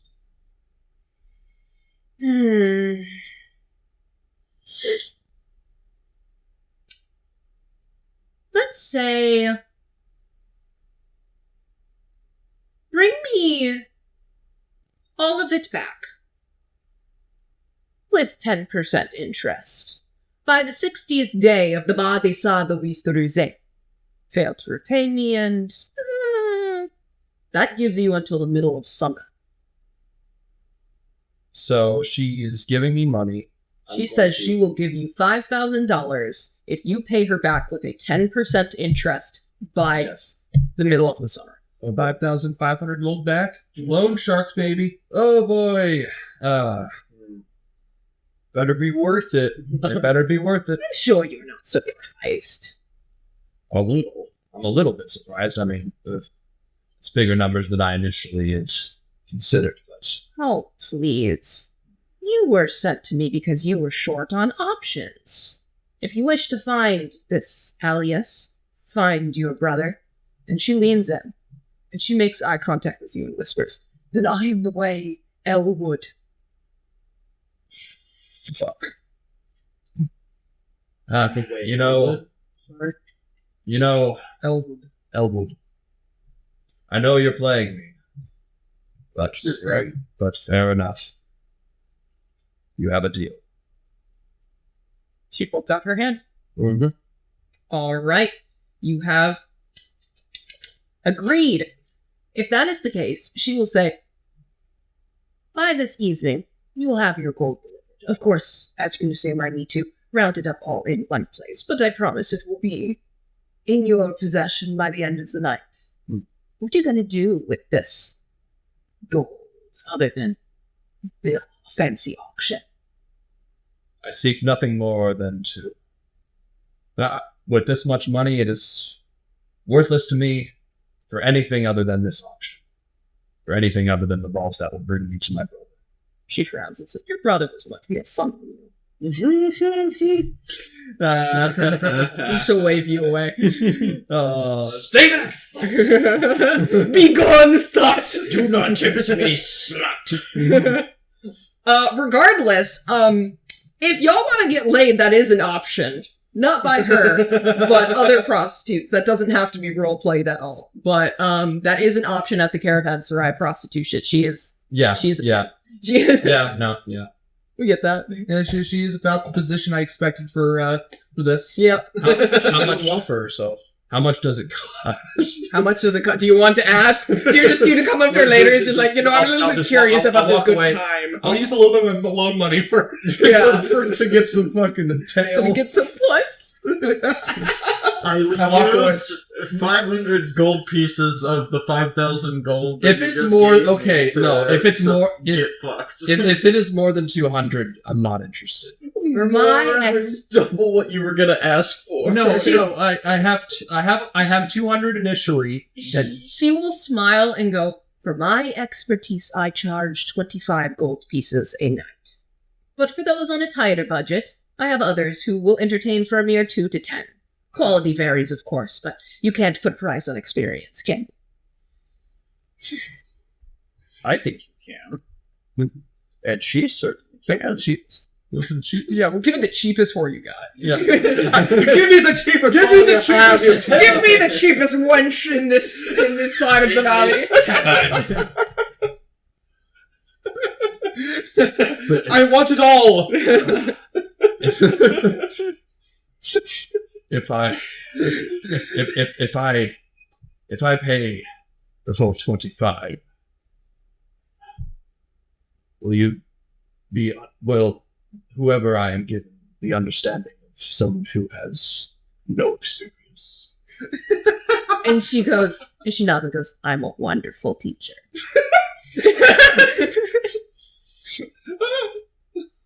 Hands the gold cut to black. 9 p.m. Sleeping quarters. Sorry. Alright, let's go. Sweet.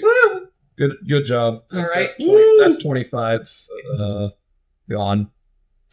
Yeah. And a lot of money owed. Yep. Much Alright. owed. Sounds You good. haven't told anyone that where you owe 5,500 gold pieces to her yet. Good news, I'm now $5,000 in debt. Good news, I've made $5,000. Bad news, I have debt of $5,500. We need to work hard. Well, you guys are going to likely, on your way back to Rakesh, probably have to hire people to protect you as well if you're going to be holding that much gold across the mountain. God, yeah. Oh, I didn't even Anyways, think about that. think about this. Sleeping quarters. Y'all want to head there now? Yeah.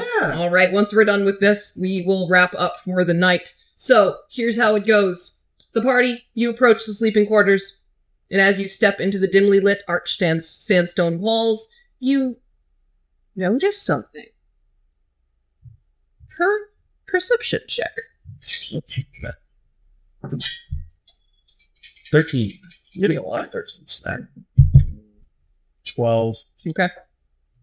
Are we all doing a perception check? Yes. That is 6. All right. Everybody but Ragoba notices as you navigate the hallway, there's a figure that catches your eye. The air genasi in a cloak slips quietly through an open door at the end of the hallway. He casts a glance over his shoulder before disappearing from view. I would like to can I get closer and see where he went? You can. Okay. I would like to stealthily follow him and see where he went. Roll stealth for whoever wishes to go. Sure. I'm gonna fuck this up. I'm not gonna roll stealth. I'm Yeah. gonna fuck it up bad. I'm like 14. Gonna wait in the hall. All right. What about you, Gordo? Dirty 20. Perfection. As the party approaches the room, there is a silence in the air. And just as you reach the threshold into this room that he slid into, Mirage, you catch a glimpse of a man slipping in. That man. A dagger flickering in the torchlight in his hands. The woman sleeping on the floor. The dwarf Zarina. Oh, so the air genasi is now going to kill her. Yeah, he's an assassin. You want to stop the assassination?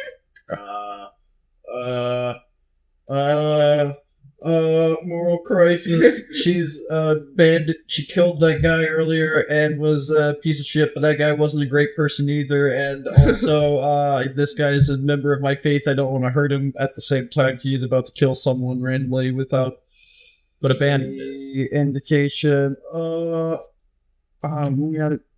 Shit. Lawful good. Awful good. Fault criminal. I'm gonna hold up my bow, and I'm going to step through the doorway into the light and say to the man, down the knife. Don't do it. The assassin is caught off guard. He turns his face towards you and his eyes narrow as he assesses the sudden change in fortune. You want to roll initiative? Yay. Initiative? Yeah, sure. Oh. Everybody but Ragoba's there. Oh, okay. Should I roll with advantage or just fly? Sure, roll with advantage. That's fine. 22. 22, okay. Non-natural. Flash. Yo! If that is the case, I'll say that the bandit starts it out by lunging at Zarmina, so that can give you just opportunity to Gordo, Iraj, take your first action. Alright, if he is lunging, then I'm gonna take a shot. You got an attack. Can I do my bonus action, insightful fighting? Yes, absolutely. He needs to make a deception check. 10. That's talk. You failed, didn't you? You did. Poor Josh. Use a stupid ability. Alright, now I shoot him. Okay. I just got a nat 20. Nat 1. Yo! Okay. Lighting nothing. All right, Raj is shaking in his boots. Roll all your damage, Gordo. Alright, it's fucking 2d6 because it's crit, right? Mm-hmm. Ooh, 6 and a 4, so that's 10 on its, 12, right? No, 10 on its own. Plus 4, 14. 14 damage? Yeah, All right. He's bloodied, but he's not dead. Second attack, Yes. does a 11 hit? 11 does not hit. Fuck. All right. Up next, Zarmina is going to start going like, what is going? Huh? Oh, gods! So that's going to be her turn. The next turn is going to be Arvand, who is going to throw his dagger at Iraj. Iraj. Does a... That was almost a nat 20. A 12 does not hit. The dagger goes right by your face and into the doorway beside you. All right. Up next, Gordo. Slash him off. Go. Pop You off. can shoot too, Iraj. Pop off, King. Yeah, sure, I'll shoot again. 16. 16 does hit. Alright. I'll try insightful fighting again. Okay. Because I can technically do it unlimited amount of times. 16. 8 slashing damage. 8 slashing damage. Does a 12 hit? 12 does not hit. You second attack. Second. Yeah, that's a 19. All right, that hits. Roll damage. That's just 2 slashing damage. How do you want to do it? Okay. So I get it with the first slash, cuts most of the neck off, and then the second slash just gets the last of it. All right. In his head. He falls to the ground, and Zarmina sits up slowly, her face pale with shock. The adrenaline from this encounter still, surges through all of you, and she looks between her would-be assailant and the saviors with a mix of relief and gratitude. Oh, I can't believe you stopped him! I thought it was over! Oh, I've been in over my head. I didn't know it was come to this. I did that much more for my friend than for you. Well, regardless, thank you. My name is Zarmina, and she holds out her hand and shakes yours as well. I don't accept the handshake, because I'm gonna go check on the guy himself. All right. Would you like to make a history check on this body? Yeah. While that's happening, what do you say? I saw your skirmish earlier. It seems like you've got a lot of people protecting you. You must be somebody very important. I'd say I'm pretty important. She just kind of lays, it's like, oh, and she just goes, I just wasn't expecting it to come bite me in the back here of all places. And what did you get? 7. 7. Not gonna lie, Mirage. Looks like a bandit. Take this amulet. Okay. No, leave him there. Does Gordo know that she's a bandit? That was discussed, right? The dwarf lady. What didn't we discuss? She's a bandit, right? Yes. Yes. Does Gordo know that? Not really. You saw her cut someone's head off and flip a coin. Everyone. Okay. saw that. That's right. Yeah. And when you recognize it as the Red Bandits. That's right. That's right. I take it by that little coin flip that showed all those bandits. I had my run-ins with them. The coin toss of fate seems to keep you alive for another day, but It's a gamble. If fate wishes they survive, then fate will have it they survive. yes. But if our paths should cross again, I don't flip coins. She shakes her head and she says, well, now we're friends. And she will pull out a pouch and give you 20 gold pieces for saving her. Oh, sick. And she will say, listen, you might not agree with me outside of the Caravanserai, but here, we can be friends. If you need it, I can tell you how to navigate darker parts of the valley as thanks. Oh, you he looks a little bit moon-eyed to me, but you look like you could use some allies in this place. To get their help transporting the gold. Yes. You know, as a matter of fact, I could use them. Whether it was a mistake or the pivotal decision that helped me get to where I need to be, I now have a loan from the one that called Silks, a rather large.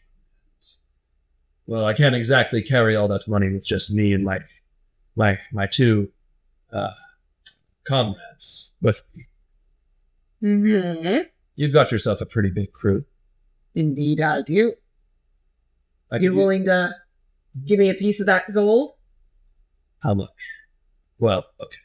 Well, I'm big. Hold on. I'm in charge. Hold on. We just saved your life. We just saved your damn life. All you're thinking about is how much money you can make off of this. I'm thinking about the gold I can pay my men. You don't have to pay me.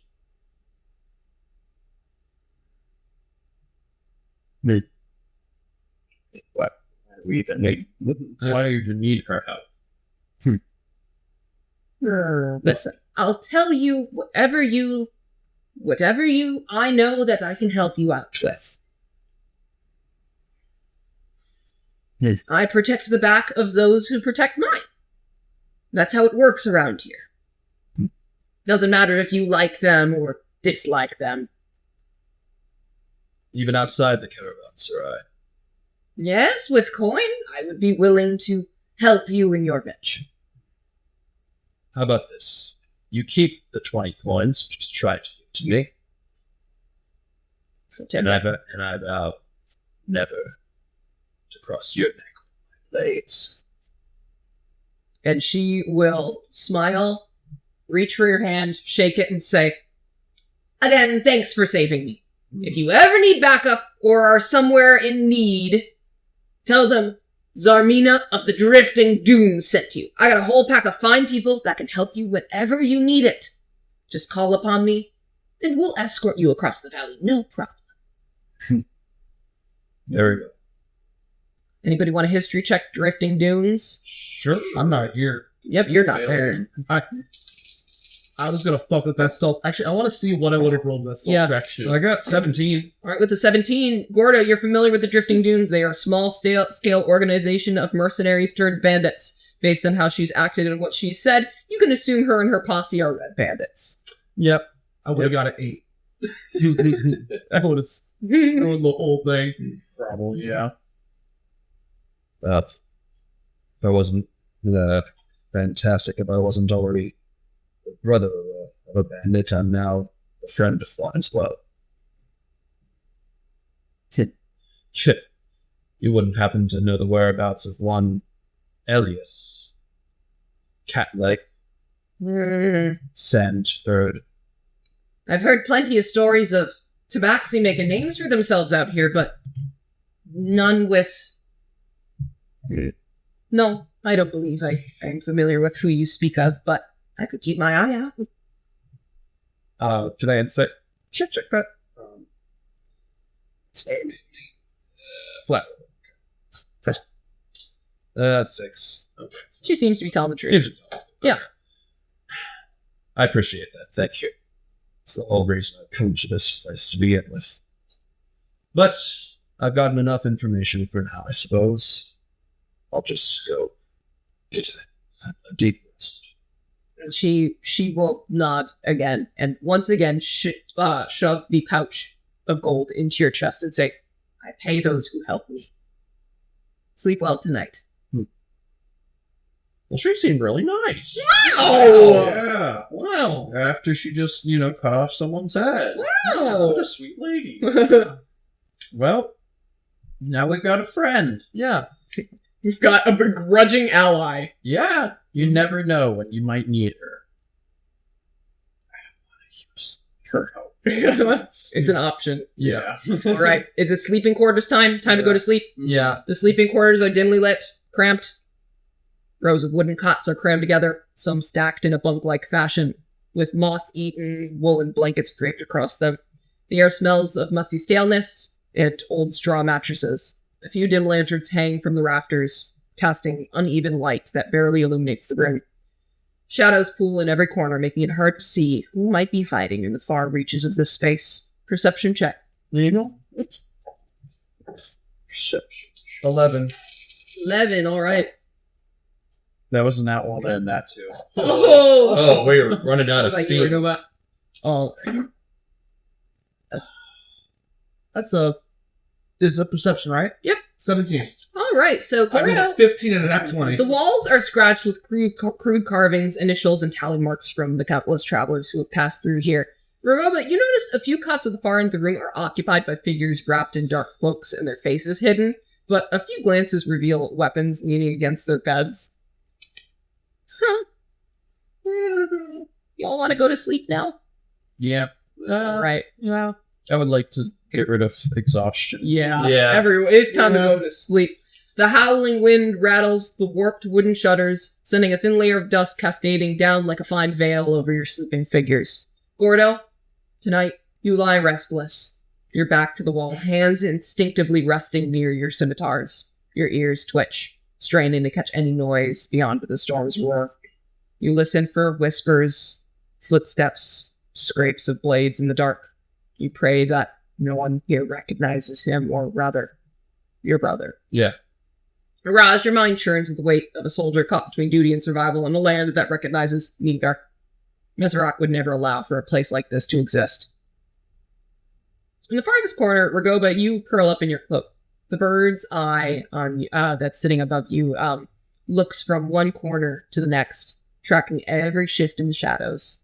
Now and then, it tilts its head, as if listening to something beyond the storm. For a moment, your majesty dips its head down, almost touching Rogoba's cheek with its beak in a rare show of affection. Good night! Aww. Bird kiss. It ruffles its feathers and resumes watch. Squawk! Anxiety! I think that's a good place for us to wrap up tonight. Yeah. Gordo is visited by Jesus. Jesus. Yeah. Yeah. Wow. Wow. Christianity. He's getting Solved That's all the the plot of problems. this campaign. Jesus. He's been next to Jesus. All right. 25. 4 hours today, my friends. Wow. Woohoo! Wow. Oh my god! Didn't even give a shit the way you picked her up. So chill. We love this kitty so much. Well, thank you for all playing tonight. That was a lot of fun. Yeah. You learned quite a bit, I hope. Yes. Yes, that was a lore heavy session. That was yeah. A lot of And a lot of everything. combat, too. A lot of everything. You guys got a lot of stuff done. You got paid. You're getting money. That $5,000 will be, or should I say 5,000 gold pieces, will be delivered to you by morning. Alrighty then. Like, And then I'll have some explaining to do. Yeah. Dude, you took a loan out of the bank for 5,000 gold? I don't know. I can't afford that. Gordo not understanding how loans work. I got 5,000 gold, and I lost my V card. Yes, that will. I assume Gordo will slink off into the night and have a good time. Yes. Yep. And he'll be extra well rested. Yep. I'll actually say this. You do learn a little bit more about her. So here's what you learn. You learn that she claims to be a Kasi woman from a place called Nayumbora, a distant island far south of Meserac and Ishvaram. She states that her snake tattoos have nothing to do with the serpent's eye, and are honoring her native gods, the mother of serpents and giver of lives. However, she views her tattoos as cultural and not religious, as she doesn't seem to be the gods type. I see. Can you make an insight check to see how honest she's being? Oh, shit. I got dice here. Oh, thank you. How dare you? No, I can. Where's possible time? You go. Alright, D20 right there. That's in minus 1. 16. Okay, with a 16, Yuan-Ti are not common to this area of the world, and their ways are foreign to you. However, you know better than to trust this woman. She's only telling half-truths. Right. Alright, then that's where we'll wrap up tonight. Okay. Yay! Yep.